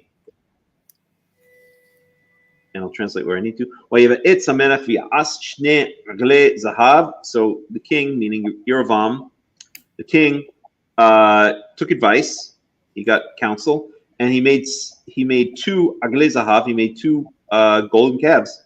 Yomer alehem, and he said to the people, Rav lechem me'alot Yerushalayim stop going, or it's too much for you to go up to the Rav means, like stop, or you've examta in modern Hebrew. You've gone too far going up to Jerusalem. Hine orahecha Yisrael. These are your gods, Israel. Same phrase that Aaron said to the people when Moses was delayed coming down from Mount Sinai. Asher helucha me'eretz Mitzrayim, that raised you up, or that took you up out of Egypt.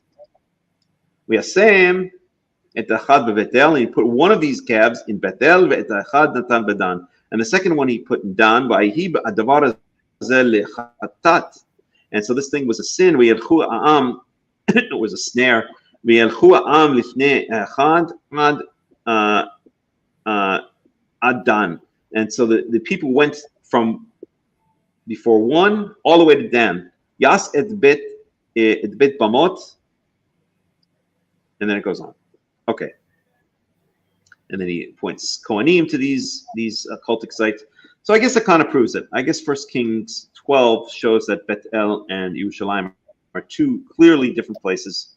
So I have to retract my theory. But I have to say that the language is very, very strange.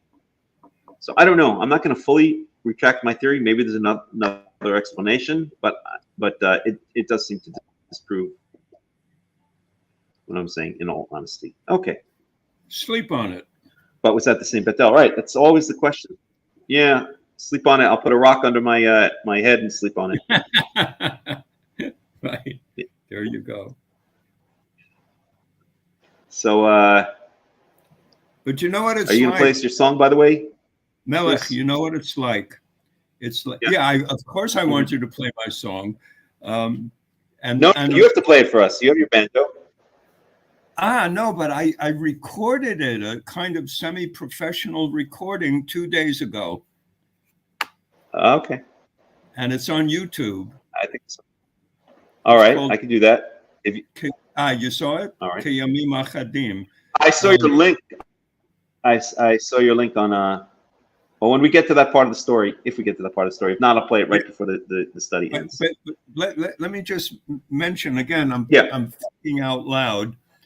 So often Orthodox rabbis say, you can stay in America, and we have a nice Orthodox shul right here in Borough Park, or in Williamsburg, or in Crown Heights, or at 770. Three of my least favorite places on planet Earth, and I've been there many times. Right. These are like substitutes for Jerusalem. And that's exactly what the kings of Israel did back in those days, because it was more convenient to have a local temple. And that's exactly what they were, local temples. Yeah, I agree with you. I very much agree with you that, well, I mean, it's important, I guess, for people to come together and worship Yahweh, but you're right that we were speaking about this last week, that in the case of Chabad, their Beit HaMikdash is in Crown Heights, Brooklyn. I've been there many times. And the irony is they have a replica of 770 in Israel. And for Chabad, we mentioned that last week, right? Yeah. It's insane. And remember, folk, we were in that replica. Me and Johnny and a friend of ours, Eric, who I think is online now, we went and visited the replica of 770, which exists in Israel. So that's the irony. Is the original there? The Chabad's Beit HaMikdash, the original is in Brooklyn, and the replica is in Israel. It's insanity. What do you mean they visited? They made a pilgrimage to it. They make a pilgrimage to it. They certainly do. It's sick. It's insane. Well, I mean, Chabad's crazy to begin with. They've got their own Messiah. They've got their own Jesus. Okay. True. Okay. Yeah. And they've got their own Beit HaMikdash in Brooklyn, and they have a replica of their Brooklyn Beit HaMikdash in Israel. So Israel is the replica, and Brooklyn is the original. That's how screwed up these people are.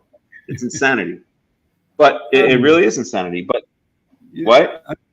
I know, you're being nice. I'll be the tack dog, and you can be the little puppy for them. Okay. Yeah, I think they do it with a grain of salt and with a kind of a smile and a wink. Hell no. No way. Those You people don't- believe it to the core. I've been around many Chabadniks, as I'm sure you have. No way. Those people really believe that because the Rebbe, the Mashiach in their eyes, was in 770, that was his headquarters, that is basically, I see an Ethan Avior, but it says devices are not connected. Yeah, That Beit HaMikdash, they're not doing it with a wink at all. They believe it to their core. yeah, but not all of them. Not all of them, Melech. Some of them, maybe many, maybe even most, but not all of them. I don't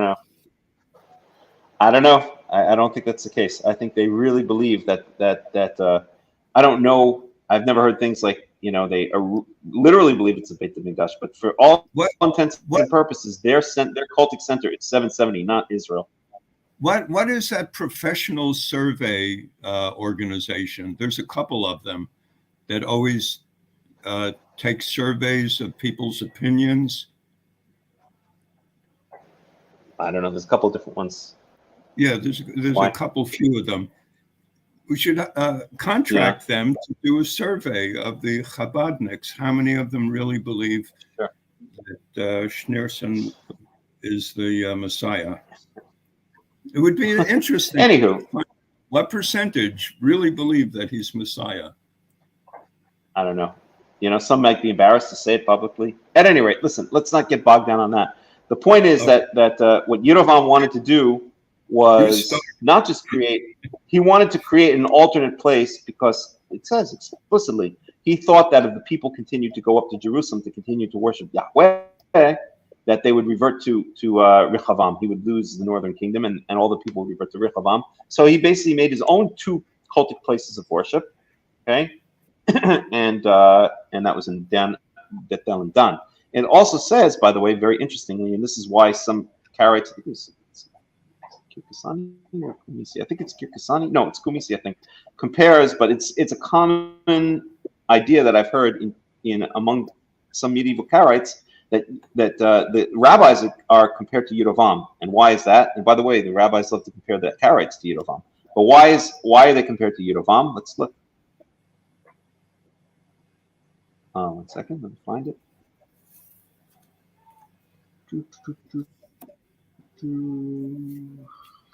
Here, verse 32. So this is 1 Kings 12:32. He instituted a festival on the 15th day of the 8th month, like the festival held in Judah, and offered sacrifices on the altar. This he did in Bethel, sacrificing to the calves he had made, and at Bethel he also installed priests. At the high places he made, on the 15th day of the 8th month, the month of his own choosing, he offered sacrifices on the altar he had at Bethel.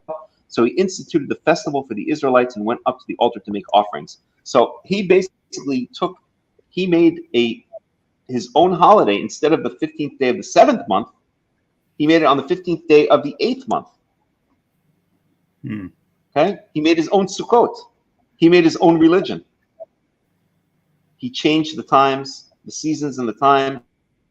He changed the place that God had chosen, like the Samaritans did, by the way. I love the Samaritans for many reasons. But the bottom line is they worship in a place that is not the place that God chose. And so they are in very, very severe contradiction, or very severe infraction against the Torah. Okay, the Samaritans are great. Everybody loves them because they seem to keep a more, original form of the Torah. They have a nice accent. They have a nice script on their Torah scrolls. Samaritan Hebrew. But the bottom line is that one of the main things is that God chose Jerusalem, and they reject that. And just like Yerovam did, they choose their own. And I love the Samaritans as people, but they're making a huge mistake, and they're in direct violation of the Torah by saying that Mount Gerizim is the place that God chose and not Jerusalem. Jerusalem is the place that God chose, and it's similar to what Yerovam did here.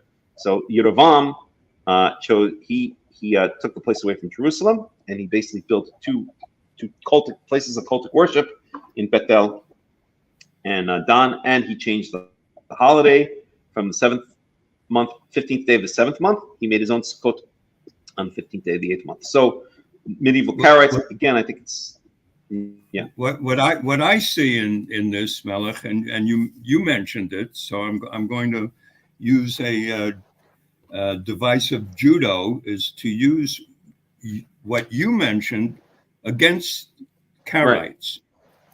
And that is that all of the holidays, the rabbinic and the Karaite celebrations of the holidays this year and last year were all a month off. True. And that's a slightly different issue, I would say.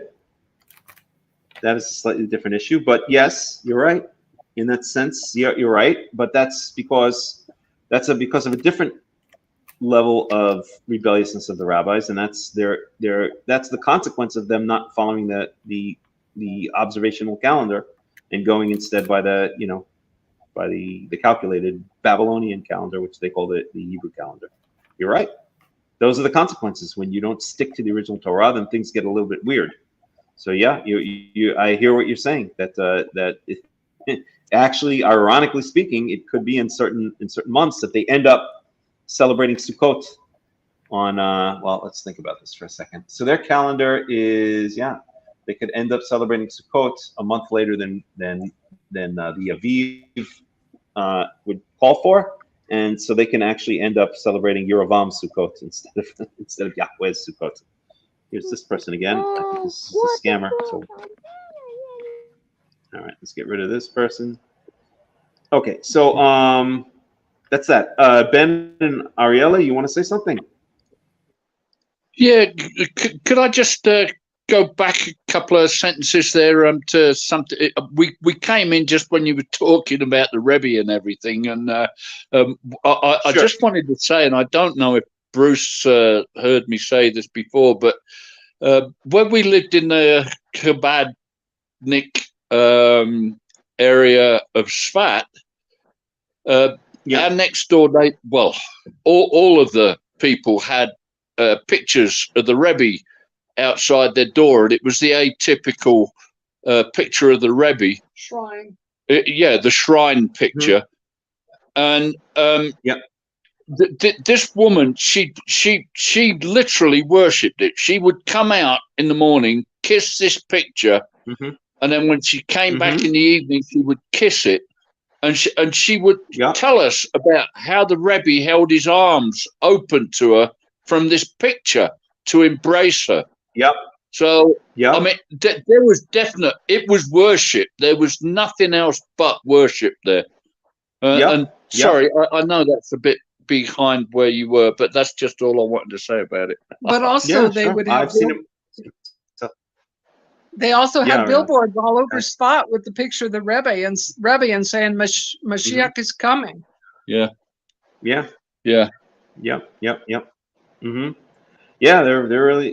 are really into it. So what else can you say except thank God I'm not them. Oh, thank God for that. Yeah, we wouldn't be here otherwise. Baruch shelo asani chabadnik. Baruch atah Adonai Eloheinu melech haolam shelo asani chabadnik. Amen, brother. All right. Okay, thank you. Yeah. All right. So let's go on a little bit more. Let's unwind here. So we're back in the story of Bethel. I'll go for another maybe 10, 15, 20 minutes the most, and then I've got to end it. It's getting late here. So, okay. So Yaakov, that's the end of this chapter, right? Okay. So Yaakov swears that Yahweh will be his God and that he will tithe everything that God gives him. Okay. Verse 29. Chapter 29. Jacob meets Rachel. Now we've got to get Bruce's song in. So now Jacob is in Bethel. He's on his way to Haran. وَيِصَى يَعْقُوب رَجْلَهُ وَيَلِخْ أَرْضَ بْنِي قَدَمْ. So he went to the land of the children of the east, which is interesting phrase, okay? Because we know that when Abraham, after Sarah died, married Keturah and had children with Keturah, and that he sent them away to the east. So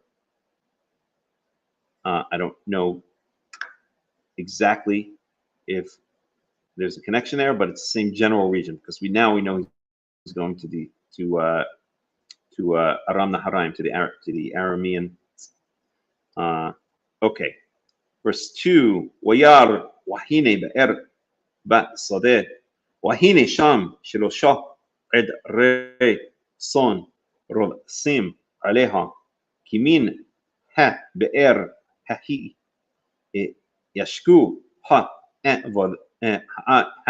داريم وهاven ذولا al piha ha be'er.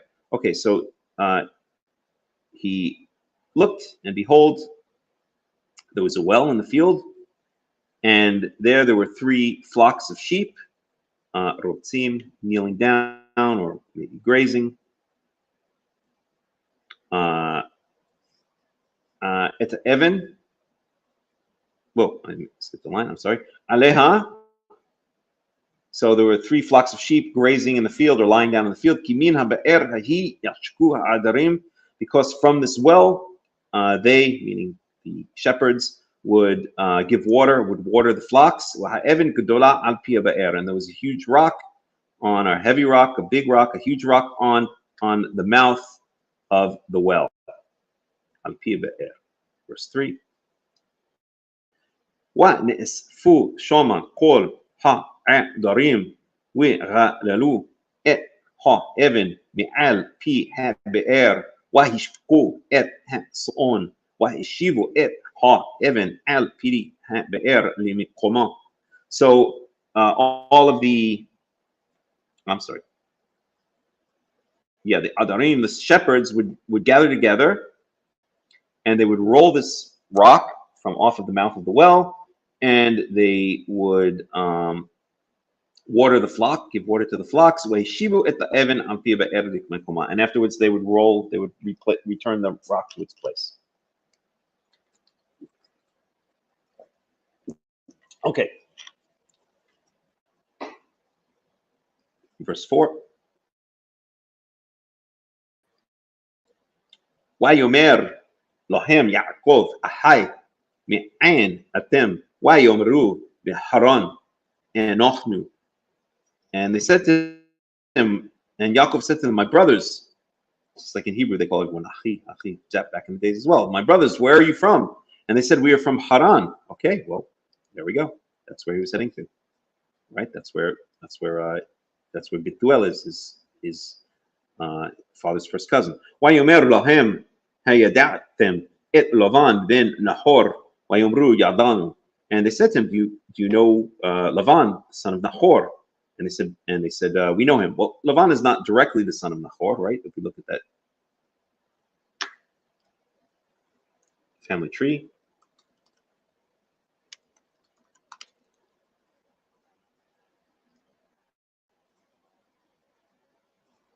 Together. Family tree, come on, let's go. So Lavan is the grandson of Nahor, right? Lavan is the son of Bethuel. Bethuel is the first cousin of Isaac, etc., etc. So Nahor is the grandfather of Lavan. Lavan is the grandson of Nahor, which just is a very important point to make here, because it says Lavan ben Nahor. It says Lavan, the son of Nahor, which goes to show that the word son does not always mean directly son. It can mean descendant, okay? Just as Ach does not always directly mean brother. We see it here, okay? Ahai, my brothers, doesn't literally mean brother. It means kin, right? Or maybe in this case, it's just being like the Israeli, you know, like my brother. But in general, when we see the word ach in the Torah, it can sometimes mean brother, like sharing the same mother and or father, or it can sometimes mean just kin, like nearest, like just a relative, close relative. Just here, same way here, ben does not necessarily mean son. It just means descendant. It can be grandson, great grandson. I don't think it goes much further than that in the generations, but it could mean grandson, maybe in great grandson, okay? But not necessarily son. And they said, yes, we know him. Verse 6. Wayomer lahem shalom lo wayomru shalom wahine Rahel bito ba'a im son. And he said to them, Yaakov said to them, Shalom lo, is everything well with him? Literally, is there peace to him? Wayomru shalom, and they said, yes, everything's well. Or literally, they said yes. They said peace. Wahine, remember, there's no word for yes. There's a word for lo, but there's no word for yes in ancient Hebrew. There's no word ken. That's a modern Hebrew word, or maybe medieval. Maybe it starts already in rabbinical times. I can't remember. But at any rate, you don't say ken.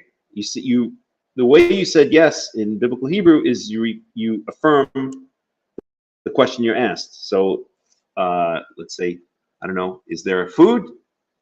Ha'im yeshchem or yesh lachem ochel?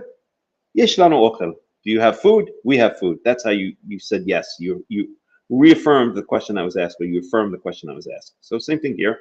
It said peace. Yes, he said everything's well with him. And behold, his daughter Rachel is now coming with the flocks. Verse 7.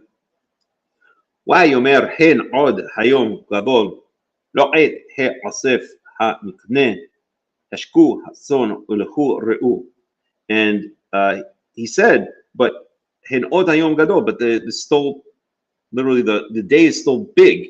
I think it means in this case there's still a lot of there's still a lot of time until the end of the day. The day is still long, right? It's not time for the mikneh. So we added this word to our list last week. Let's just look at mikneh for a second. Here's mikneh, translated as cattle. And according to the VDB, mikneh means cattle in general, including cows, sheep, horses, asses, camels, any or all of them, as purchasable domestic animals. And that's the key, purchasable, right, or transferable. Mikneh comes from the word koneh, which means to purchase or to acquire, right? That's the same root as Cain, as the son of Adam and Eve, Cain. Ki kaniti, ki kaniti, what was the phrase again? Kaniti li ben, kaniti li, I can't remember. I can't remember. No, ishi. I can't remember the exact phrase, but the word Cain comes from the same thing. Okay, to a purchase, to acquire. Okay. Thank you for that. I'd never thought of that. Oh yeah. Yeah, it's pretty obvious, but I never thought of it. Yeah. We can even look at that for 1 second. So that's going to be in Genesis 3. No, Genesis 4. Okay. Here. So, oops. Wahadam. This is Genesis 4, chapter 4, verse 1. Wahadam yada et Hava, and so Adam knew, or the man knew Hava, Eve, Ishto, his wife, with Tahar, with Teled, and she became pregnant and gave birth to et Cain. She gave birth to Cain, saying, Chaniti ish et Yahweh. I have acquired a man with Yahweh. So that's the source of the name Cain. Chaniti ish et Yahweh. I've made or acquired a man child. They usually translate it as with, through Yahweh or with Yahweh. Okay, so that's that. And so mikneh again comes with that same underlying root. Kana in modern Hebrew it means to buy, but it really means in ancient Hebrew it means to purchase or acquire. I believe it's the same word that's used, and we saw it in was it last week's Parsha? No, 2 weeks ago's Parsha, where Abraham, let's see, 20 or so, where Abraham purchases the cave of Machpelah. The offering of Isaac. Right? So here's the purchase of the cave of Machpelah. So it's Genesis 24. Oops, where is it? Genesis 25. No. 1 second.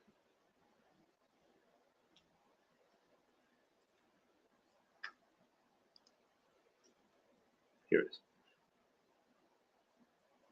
It's a Shabbath. So this is Genesis 23. So this is the purchase of the cave of Machpelah, or literally the cave in the field of Machpelah. And so we have this. Let me just check if it does use this word. One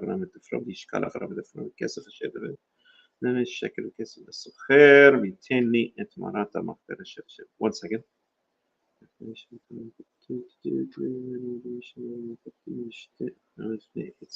I guess it doesn't use the word kana there. It's maybe it does. Yakam Sadeh Efron. Now it uses Yakam. One second. Abraham limikna enebe. So here, this is the important phrase. So it does use the same root here. So this is after Abraham has purchased the cave of Machpelah from Ephron the Hittite, and verse 7. I'm sorry, verse 17. So this is Genesis 23:17 and 18. Wayakam sadeh Ephron asher b'Machpelah. So the field of Ephron in Machpelah, which was in Machpelah, which was near or before Mamre. Hasadeh ve'ama'ara asher bo, the field and the cave which was in it. V'chol ha'etz asher b'sadeh asher b'chol gvulo saviv, and all of the trees which were in it, and asher b'chol gvulo saviv, and within all the boundaries of the field he purchased. V'yakam, literally it arose, but it means it basically came into Abraham's hands. Okay, and verse 18. LeAvraham. Okay, so Vayakam, and then it continues here to Avraham. So it came into the hands of Avraham limikna, as a purchase. So here we have that same underlying root, kana, to purchase, to acquire, as an acquisition, maybe is a better word, right? See how they translate it here. Translated as possession. La'enei b'nei chet, before the eyes of the children of Chet, or in front of the eyes of the children of Chet. All of those who came through the gate of his city, right? So the gate of the city, that's like the town square. So so here we have the same thing, limikna, okay, as a purchase, or as acquisition, as a possession. I think acquisition would be the best translation.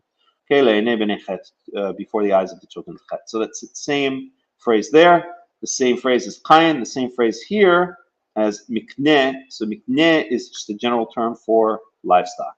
Okay, I don't even like the word cattle. I think I'm going to change it from, let's say, livestock.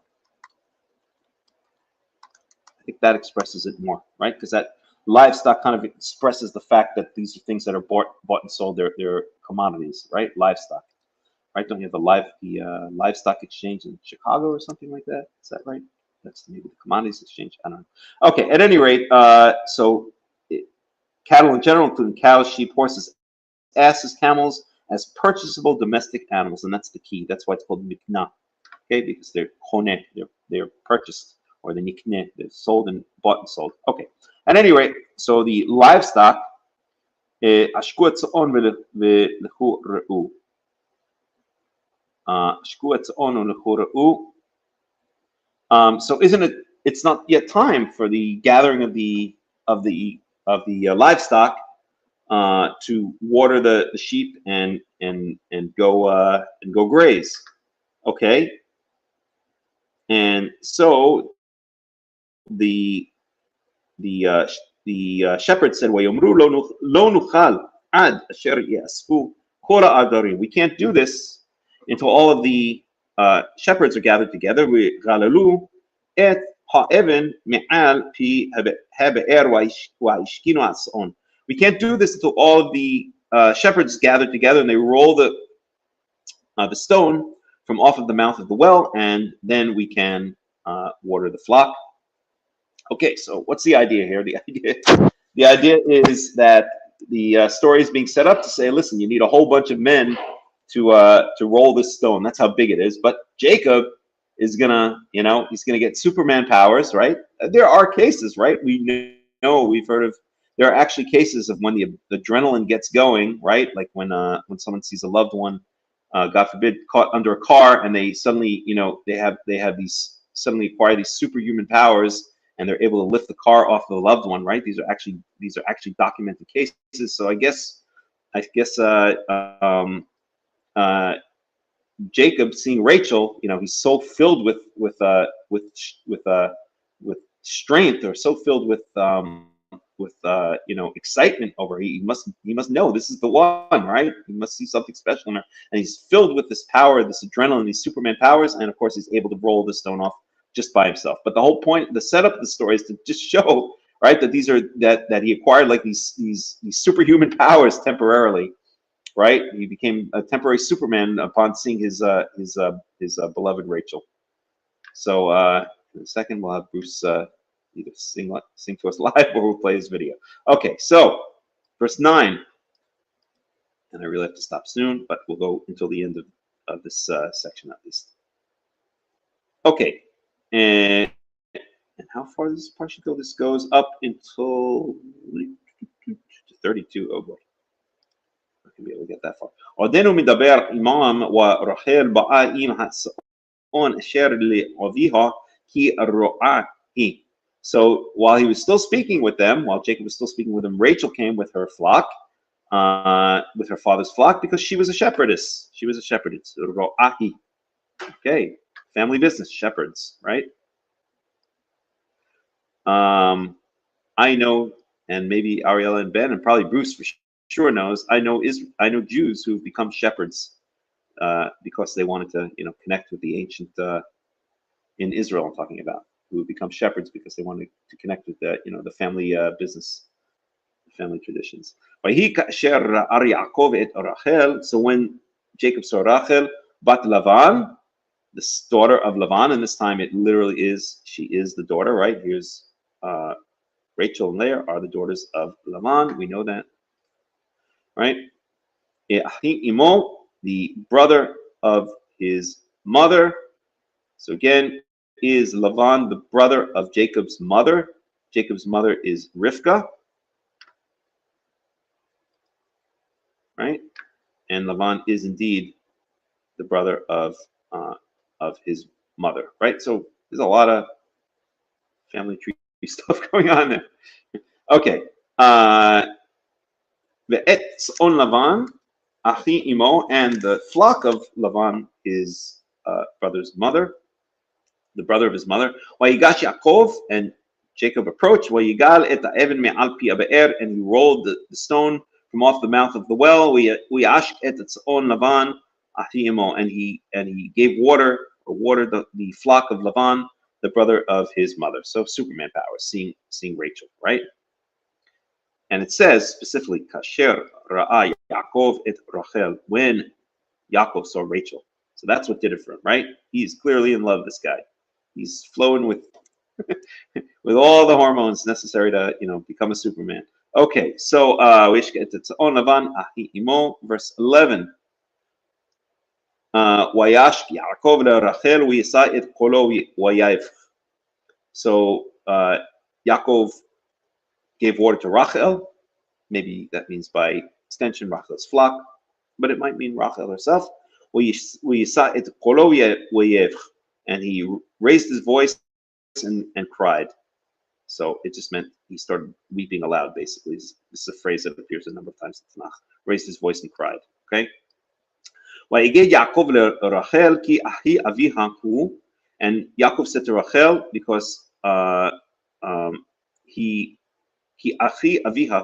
because he was the brother of her father. Ben Rivka, that he is the brother of her father. Okay, so Yaakov is not the that I think he means his father is. I'd have to parse that one. Okay, we'll go with the brother of father who, and that he is the son of Rivka. And she ran and told her father. Okay. Lavan et Shema Yaakov ben Achoto וירץ ולקראתו ויחבק לו וינשק לו ויביאהו אל ביתו ויספר ללבן את כל הדברים האלה. And so when it was that Lavan heard the news that Yaakov, the son of his sister, about Yaakov, the son of his sister, that he ran towards him and hugged him and kissed him and brought him into his house. And he told Lavan, and literally he, meaning Yaakov, told Lavan all of these things. Meaning, I guess he just filled him in on what's been going on since they last saw each other. I don't think they ever saw each other. It's the first time they ever saw each other. Okay, filled him in on the family news. Okay, Jacob marries Rachel and Leah. I'm gonna go for a little while longer, and then I'm gonna have to stop. So, any questions, any comments that anyone wants to add here? Bruce, you have something you want to say? Go for it. Yeah. Okay. So he sees Rachel, and she's so beautiful that all these hormones start kicking in. What is the definition of beauty? Because we see that already with Rivka, we saw it already with Sarah, that they were called beautiful. And now we see that Rachel is like super beautiful. What is the definition of beautiful? Apparently, it's something that's not totally relative, because it's something that's mentioned in the Torah, that a woman can be beautiful. What does that mean? It means you don't look like Whoopi Goldberg. Pardon, I'll go along with that one. I agree with that one. Yeah, unless you're a horse or something like that, then maybe you'd be attracted to Whoopi Goldberg. I don't know. I mean, there are there have been studies on what constitutes physical beauty. Okay, a lot of times they speak about symmetry and proportion, right? Facial symmetry, facial proportion. A lot of times the phrase is used. It's actually used right here, isn't it? All right, you're gonna see it. 1 second, let me find it. Yeah, but Melech, maybe in biblical times, Whoopi Goldberg would have been considered the most beautiful woman. Maybe it's totally relative. How do you know? She would have been wearing a mask and a hood then, so she might have been beautiful. I don't know. I think in biblical times they would have put her out grazing with the cows and the sheep. Quite frankly. Okay, so wait a minute. Anyway, you're kind of enough about Wookiee Goldberg. You're kind of setting up. I don't know how to answer that question. Can you hear? I don't know how to answer the question. As to say that. Okay. Yes, I hear. As to say that the one serious thing that you're saying about this, and I think it's a very important point, is that yes, the Torah does say that certain people are very good looking. It says it about Joseph. It uses almost the same phrase as we see here. It says about Rachel. It says it about David. There are a number of people who are pointed to as being very good looking. It says about Absalom, right? Absalom. Okay. This is just a background for my real question. My real question is, if she were really beautiful, absolutely beautiful, gorgeous, super stunningly beautiful, then why didn't these other shepherds start up with her? Maybe they did. And why did Lavan, wait a minute, why did Lavan send his daughter, his beautiful, beautiful daughter, out into the desert alone? There's no police there. You can't call 911 if these guys start up with her. And why wouldn't they have started up with her? Look, Jacob, before he declares that he's a relative, he kisses her. Right. What kind of thing is that? Today he'd be arrested. Well, I mean, it's well, this was a little bit before the Me Too movement, but I think that he doesn't kiss her beforehand. It's he kisses her at the same time that he tells, right? No, he kisses her first. Okay, but it's essentially at the same time, right? I mean, let's not nitpick here, right? It's not like he kissed her like one day, and the next day came back and say, "By the way, I'm your." Yeah, but I mean, it's essentially the same time, right? Okay, anyway, it's the first time he sees her. He kisses her. Right. What kind of wait a minute, what kind of Orthodox Jew is he? What would Rashi say about that? Even today, in many cultures, that when you meet somebody who's a relative, and sometimes who's even not a relative, you kiss them. In Europe, it's very common when you meet someone who's even kind of a friend of a friend or a distant friend, you give them give them 2 kisses on 1 kiss on each cheek. Yeah, okay, that's what you're saying about different social groups today. But what would an Orthodox Jew? How can an Orthodox Jew make sense out of this? Well, Orthodox Jews don't follow the Torah, so it's very easy for them. No, there's lo nagia. You can't even shake a woman's this hand. text is irrelevant for them. I don't know. They've probably never even seen this verse before. Probably saw it. They probably too busy with their heads in the Talmud to even know this verse exists. No, I'm joking. Obviously, they hear it in synagogue each week. I don't know how an Orthodox Jew would justify it. I'm sure some of them would not. Some of them would make up all kinds of bizarre excuses. Could I add something? Just a thought that might be. Of course. It's very possible when you go to another culture, that culture may not look at something as beautiful as another culture might. For example, those shepherds probably were used to seeing that, but they'd grown up with it. He was a relative, and she may have had features that he admired. I mean, this is just a possibility. I don't say it is. Is it beauty as in the physical sense, or is it beauty as in the spiritual sense? So that's another question. Usually men that's don't another see question. the spiritual sense. Or maybe the two are related. Yeah. But like here in Colombia, that's not true. We do see it. The men love women with great big hips, great big butts. And it's like you look at these women and you say, what is beautiful about this? This is nothing beautiful. So you get a skinny little American woman and she's worth nothing here. It might be that was the case because these shepherds are not of the family of Nahor, which is the cultural family of Isaac and Jacob. I don't know. It's just a possibility. Right.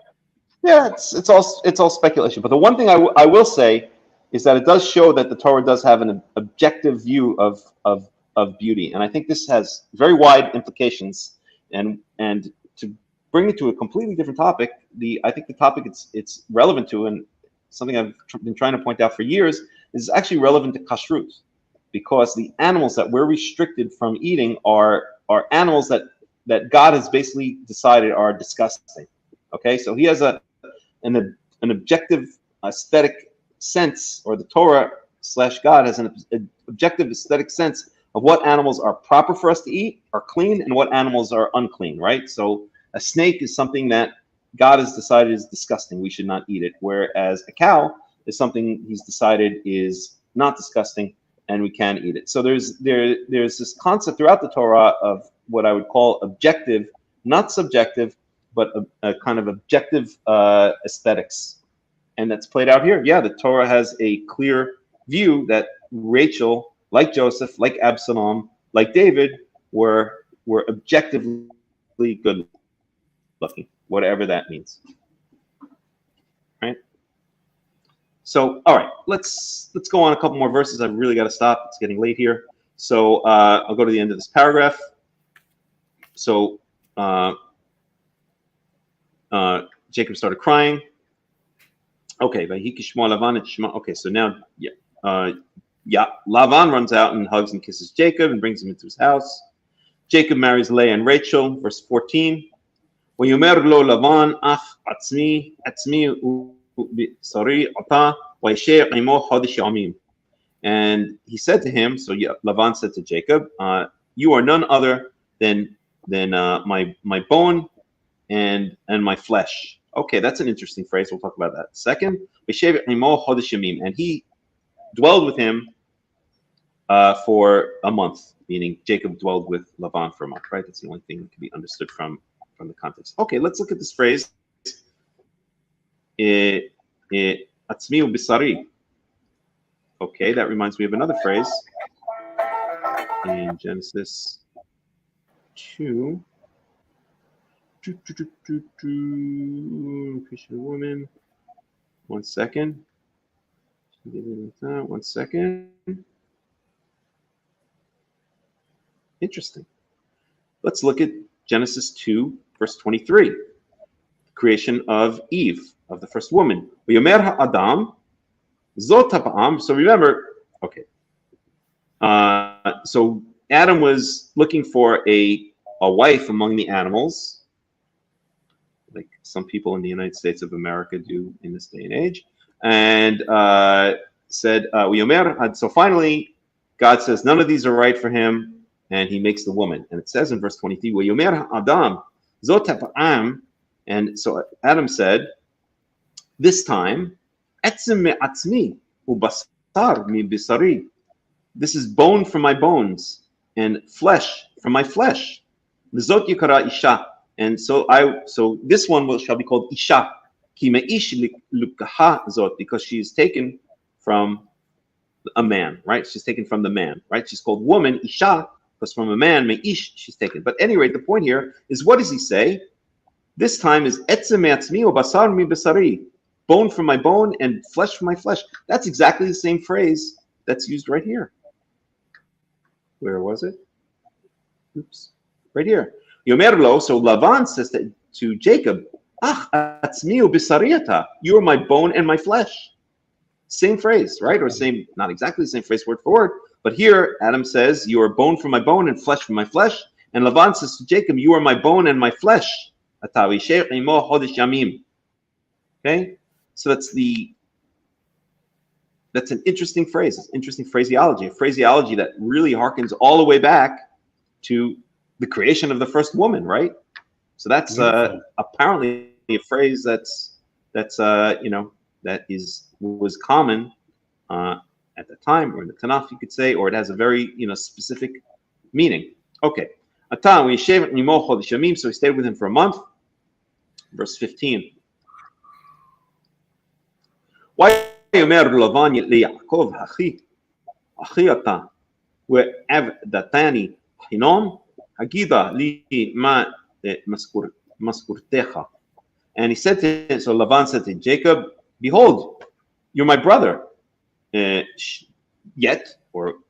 should you serve me? Should you work for me for free? Tell me what your salary should be. Verse 16. So this is why you don't go into business with relatives. Lovan shte banot shem hagidola le'ah wa shem hakitana hakitana Rachel. And Lavan had two daughters. The name of the elder was Leah, and the name of the younger one was Rachel. Verse 17. Wa'inei Leah rakot we Rachel ata yifat to'ar wa ifat mar'eh. And the eyes of Leah were, some say dim, some say soft. Let's see how they translate it here. Delicate. Rachel ata yifat to'ar wa ifat mar'eh. But while Rachel was had a beautiful figure and a beautiful appearance. To'ar means like a structure, I guess you could say, form. Here they translate it here, and a beautiful appearance. Okay. Well, nobody knows what this eyes soft. The eyes of Leah were soft. Let's see what Robert Alter may have to say about this one, just to get one commentary in there. So that's Genesis 29:17.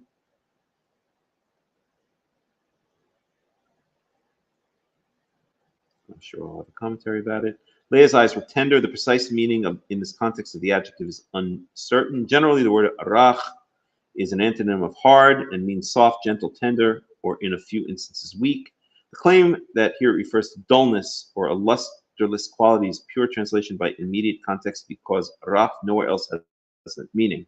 Still, there is no way of confidently deciding whether the word indicates some sort of impairment, weak eyes, or perhaps odd-looking eyes, or rather suggests that Leah has sweet eyes that are her one asset of appearance in contrast to her beautiful sister. Exactly what I wanted to point out, that it's not clear if that's an insult, like her eyes were dim or her eyes were ugly or something like this. It may say that while Leah had beautiful eyes, that Rachel was, was completely beautiful, was much more beautiful than her. But that her redeeming feature was that Leah's eyes were beautiful or delicate. Okay. And verse 18. ויאהב יעקב את רחל ויאמר אעבדך 7 שנים ברחל בתך הקטנה. And Yaakov loved Rachel and said, I will serve you for 7 years in return for your youngest daughter Rachel. And Lavan said, ויאמר לבן טוב תיתי אותה לך מתיתי אותה לאיש אחר שבע מורדי. And Lavan said, it's better for me to give her to you rather than give her to another man, right? Better I give her within the family than to a stranger. Shva imadi, dwell with me, stay with me. Verse 20.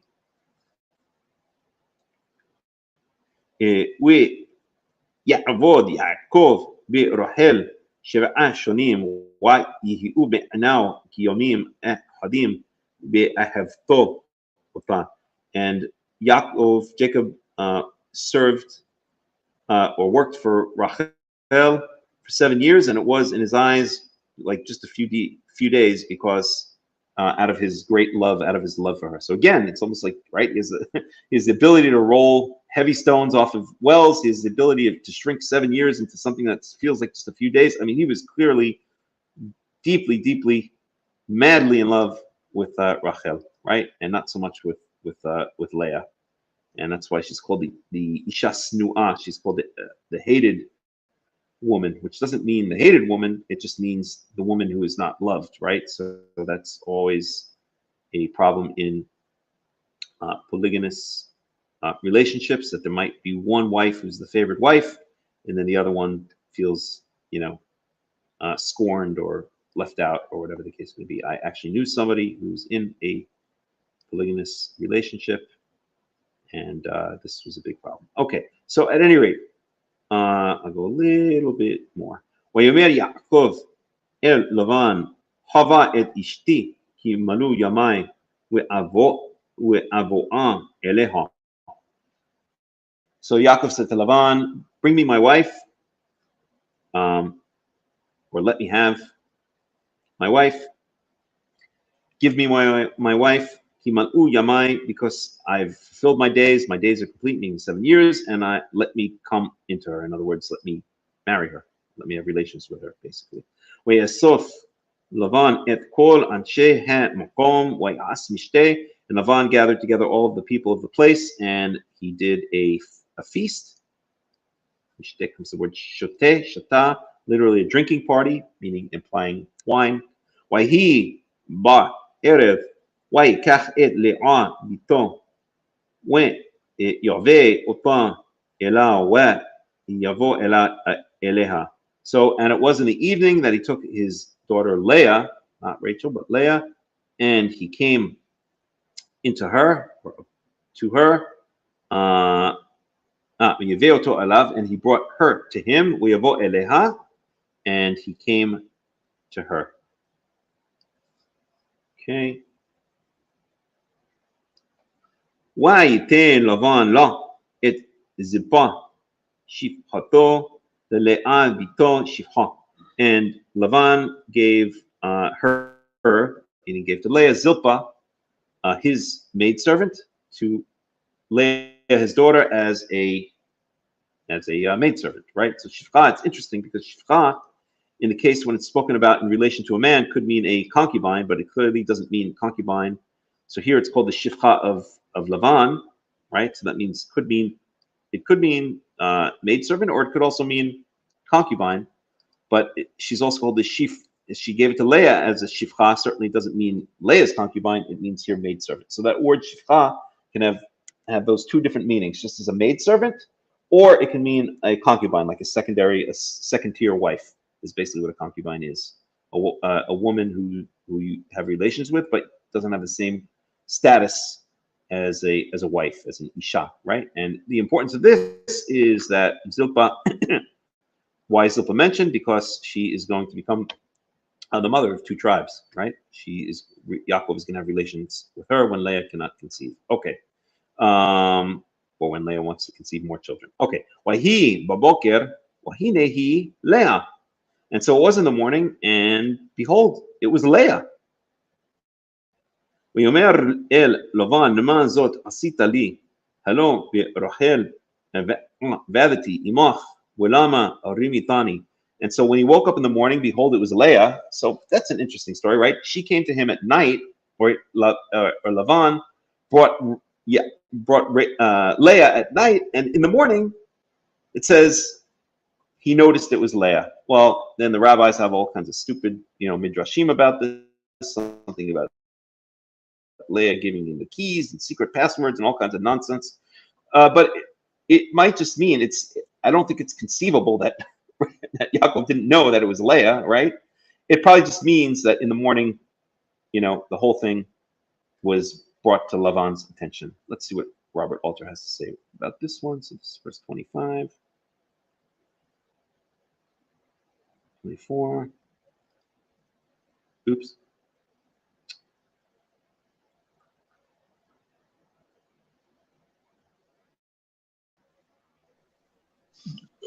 Malik, you said earlier on about it being a drinking party, so I mean, Yaakov was probably pretty well soused. That's a good point. I didn't even think of that one. Yeah, you might be right. Yeah, that's actually a decent point. Yeah, and don't forget that Leah would have been covered from head to foot, and I mean, Leah really is a guilty party to this. In a lot of ways, she deceived Yaakov. As well. She was part of the deception. She was hoping that he was going to become the one and only. And it was in the morning when he woke up and he saw Whoopi lying there. He thought, "Uh-oh." I don't think she was nearly as ugly as Whoopi, but then again, nobody is. But it's a good point. Okay, so Mishteh, you're right. There might have been some drunkenness going on. There might have been, as you said, she was certainly covered, and maybe maybe she was pretending to be Rachel, and Jacob couldn't see her at night. And I don't know. It's possible. It's interesting though that certainly, if that's the case, then just as Jacob did the switcheroo on his father Isaac, right? So now he's getting paid back in a sense. He's getting this switcheroo done on him. Exactly. Right? Exactly. That's the point. But I never ever blamed Yaakov for doing the switcheroo. Every commentary, or many commentaries, seem to say Yaakov was deceptive. He deceived his father. He deceived Esav. That's not true at all. First of all, it was Rivka who told Yaakov to deceive his father. That's number one. Yaakov never thought of it on his own. Okay, and he didn't deceive his brother Esav when he bought the birthright from him. It was Esav who had no respect or value for the birthright, that he sold it to Yaakov for a bowl of red lentils. So I don't think Yaakov was ever intentionally deceptive at all. It was just he felt he was surrounded by snakes, and this is what he had to do. If you're surrounded by snakes, then he was the one that was deceived. Yeah. Totally. Yeah, totally. Yeah. But at any rate, there's this common thing that because Yaakov, that I hear many commentaries, secular commentaries, and even religious commentaries, that they love to say how deceptive Yaakov was, that he was sneaky, that he was dishonest. That's baloney. Yaakov was ish tam yoshev ohalim. He was a simple person who dwelled in tents, right? He was a person who was thrown into a world of snakes, and in order to survive in a world of snakes, you cannot be a simple, straightforward person. You have to deal sneakily with snakes. But it is true that for one reason or another, just as the old switcheroo was done, between the older and the younger on the father, so it's exactly the same thing that happens here, right? So Yaakov wanted the younger one, and it said the switcheroo was done, and he got the older one. So, but I really like your points. First of all, there may have been some drunkenness involved. Second of all, she was covered. Third, maybe it was completely dark. Maybe she didn't say anything. Maybe she was pretending to be Rachel. Maybe Yaakov didn't have a lot of contact with Rachel during the 7 years because, that would just be kind of maybe protocol, that if you're, if a woman is not going to have a lot of contact, well, I don't know. They're living in the same house, so I can't imagine that. I don't know. It never really made that much sense to me, the whole thing, and that's why the commentaries go so crazy on it. The rabbinical commentaries come up with all this, these ridiculous explanations. I won't even bother reading the Rashi right now because it's probably going to be too long and it's definitely annoying. But all the stuff about secret keys and blah blah blah blah blah. I don't even remember all of it. I remember learning in yeshiva. Anyway, I don't know. I don't really have an explanation for it. Let's see if Ibn Ezra has anything to say. So this is. So this is 25. So this is verse 25. While you're looking for Ibn Ezra there, let me comment. You said that you wouldn't think that he had much contact with Rachel, but in Muslim society, even today, I know this from England. A lot of my friends were Pakistanis growing up, and they were Muslim Pakistanis. If they were betrothed to another woman, that they had no contact with that woman until the wedding, the night of the wedding. Mm-hmm. They were kept completely separate.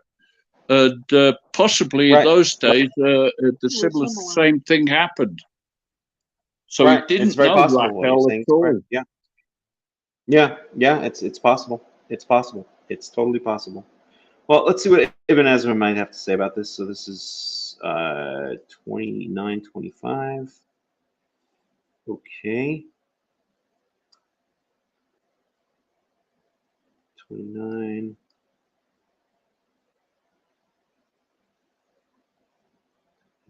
Well, it doesn't say anything. Okay.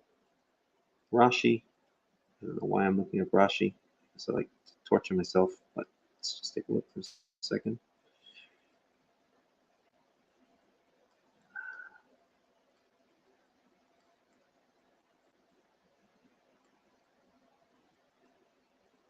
(29:25), and it came to pass, but at night it was not Leah,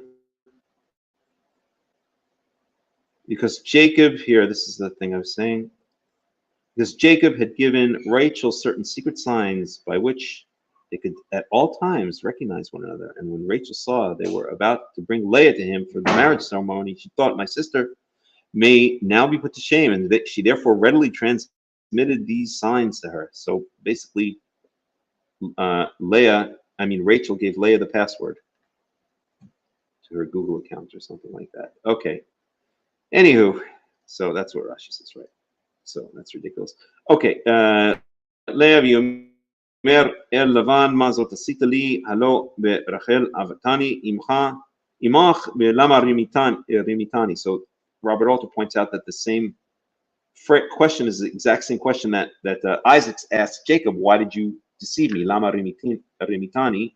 If we had more time, I'd go look it up. But again, this is kind of harkening back to the switch that Jacob pulled on his father Isaac. Verse 26. Vayomer Lavan lo ye'aseh chen. So here's the word chen. Right? We said there's no word for yes. Here's the word chen, but it doesn't mean yes. It means so or such in biblical Hebrew. Okay. So such is not done b'mkomenu, in our place, latet hatzira lifnei habichira, to give away the younger one before the older one. So verse 27, malei shavua zot wa nitno lecha gam et zot ba'avoda asher ta'avod imadi od 7 shanim acherot. So fulfill another 7 years. שבוע, וניתנה לך גם את זאת בעבודה אשר תעבוד עמדי. And this one also, meaning Rachel, will also be giving to you in return for you serving me another 7 more years. So now we see Lavan as a real snake, right? Now that wasn't part of the deal. Now he's changing. He's basically pulling an Israeli shuk move on Yaakov, right? So I think Lavan would have been a great vendor at Machane Yehuda or something like that. Ya'as Yaakov ken. So Yaakov did it. Yamale sheva shavua zot. V'yiten lo et Rachel bito lo leisha. So he worked another 7 years, and then Rachel, his daughter, was given to him as a wife. Can I just ask a quick question there? Yeah. I'm sorry, I know it's late there. I was reading this the other day, and can you tell me from the Hebrew?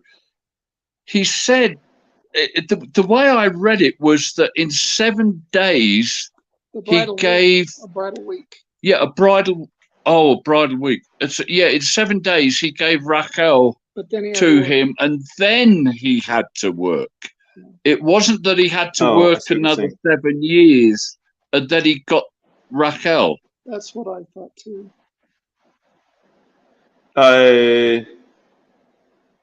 One second. That would have put it 14 years down the road. Yeah. Right. I mean, it does say Shavua. Yeah. And I have heard that theory before. Oh. I have heard that theory before that, yes, that he was given Rachel immediately and then he had to work another 7 years. But I don't think the Shavua here means 7 days. I think it always means 7 years. But wait a second. Let me just read it again. It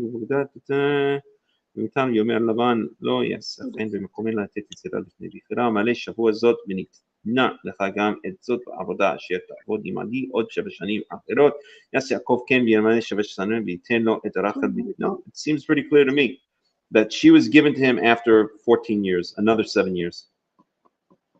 That's what it seems. I have heard the theory of what you're saying, but I don't see any support for it in the text. And I could read it basically literally. So verse 26, Lavan said, such is not done in our place, to give the younger one before the older one. Verse 27, Male Shavua Zot. So Shavua just means a period of 7.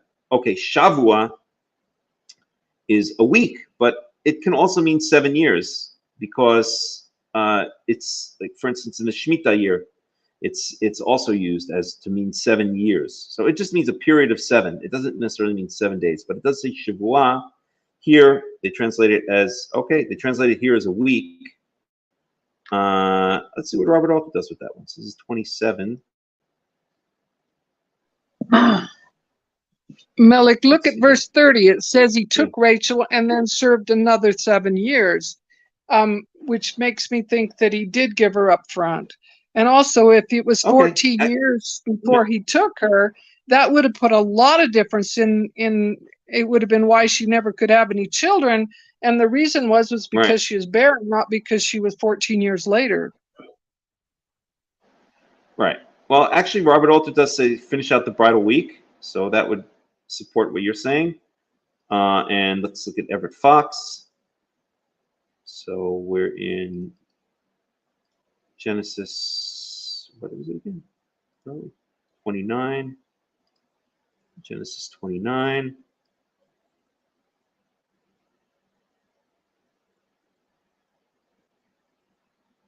Genesis 29. And that was 29. Oops. Let me show what 29, 27. Just fill out the bridal week for this one. So Everett Fox also says bridal week. NIV says bridal week. So I guess I'm outnumbered. I guess that's what it means then.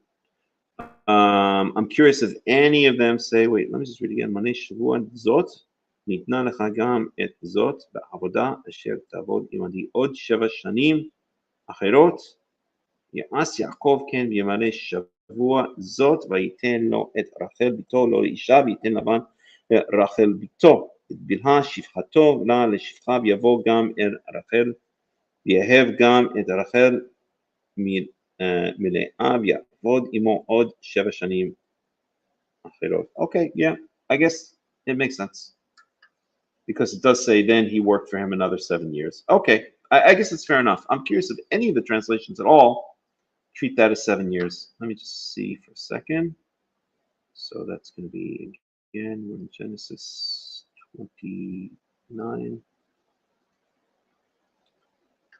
27. Go to the English for a second. No, what? Is it parallel? Where's the one with all the translations? There we go. 29, 27. Bridal week, week. I guess I'm outnumbered. Okay, I guess that's what it is. Complete the wedding of this one. Fulfill then her sevens. After you spend this week with Leah, make up the week of days. Okay. Alrighty. Fulfill the period of 7 for this one. Bridal week. All right. I don't think there's a single commentary that says 7 years. So if they all say, any others? Look at commentary for a second on that verse. For the week, 7 days usually devoted to the feast and solemnity of marriage. Okay.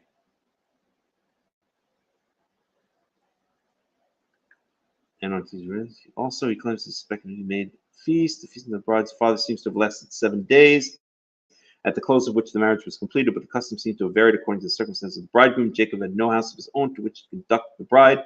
In the evening, when it was dark, the bride was also closely veiled, so it was easy for Lavan to practice this piece of deceit. A handmaid, it was customary to give the bride. In the morning, Jacob discovers that Lavan had overreached him. This is the first retribution Jacob experiences for his deceitful practice of his former days. He expostulates, whatever the heck that means, with Lavan, who leads to the custom of the country. Okay. See if Ibn Ezra has anything to say. Yeah. Okay. Everybody's saying the week, so I have to go with that one. Mani Shavuot zot yimei amishte v'zot al Leah. Okay. Okay. So the 7 days of the marriage feast. Okay. I guess so. I guess that's it. That's the way it is. All right. So it's getting pretty late here. I've got to end the study. Anyone have any final questions, comments? Anybody? Bruce, you have anything you want to say? Can you hear me? You want me to play your song? Yeah, I hear you. Ah, okay. Because I wanted to say that Laban didn't lie. When Jacob asked him, can I work for you 7 years for Rachel? He didn't say yes and then lie. He said, okay. He said, you know, I'd rather give her to you than to give her to someone else. He didn't lie. He didn't outright lie. Well, you'd make a very good defense lawyer. Yeah, but Laban knew the intention. Laban knew the intention of Jacob, and it was tricky. He did a trick on him. Okay, played a trick, but Laban should have been the lawyer. Yeah, there you go. Yeah, maybe he was. A dirty rat. Laban would make a good Jewish lawyer as well. So he'd make a good prosecuting lawyer, and you'd make a good defense lawyer for him. Okay. So on that happy note, let's play Bruce's song. Yes, Ariel, go ahead. I was just going to say, backing to where he deceived his brother, and this being retribution.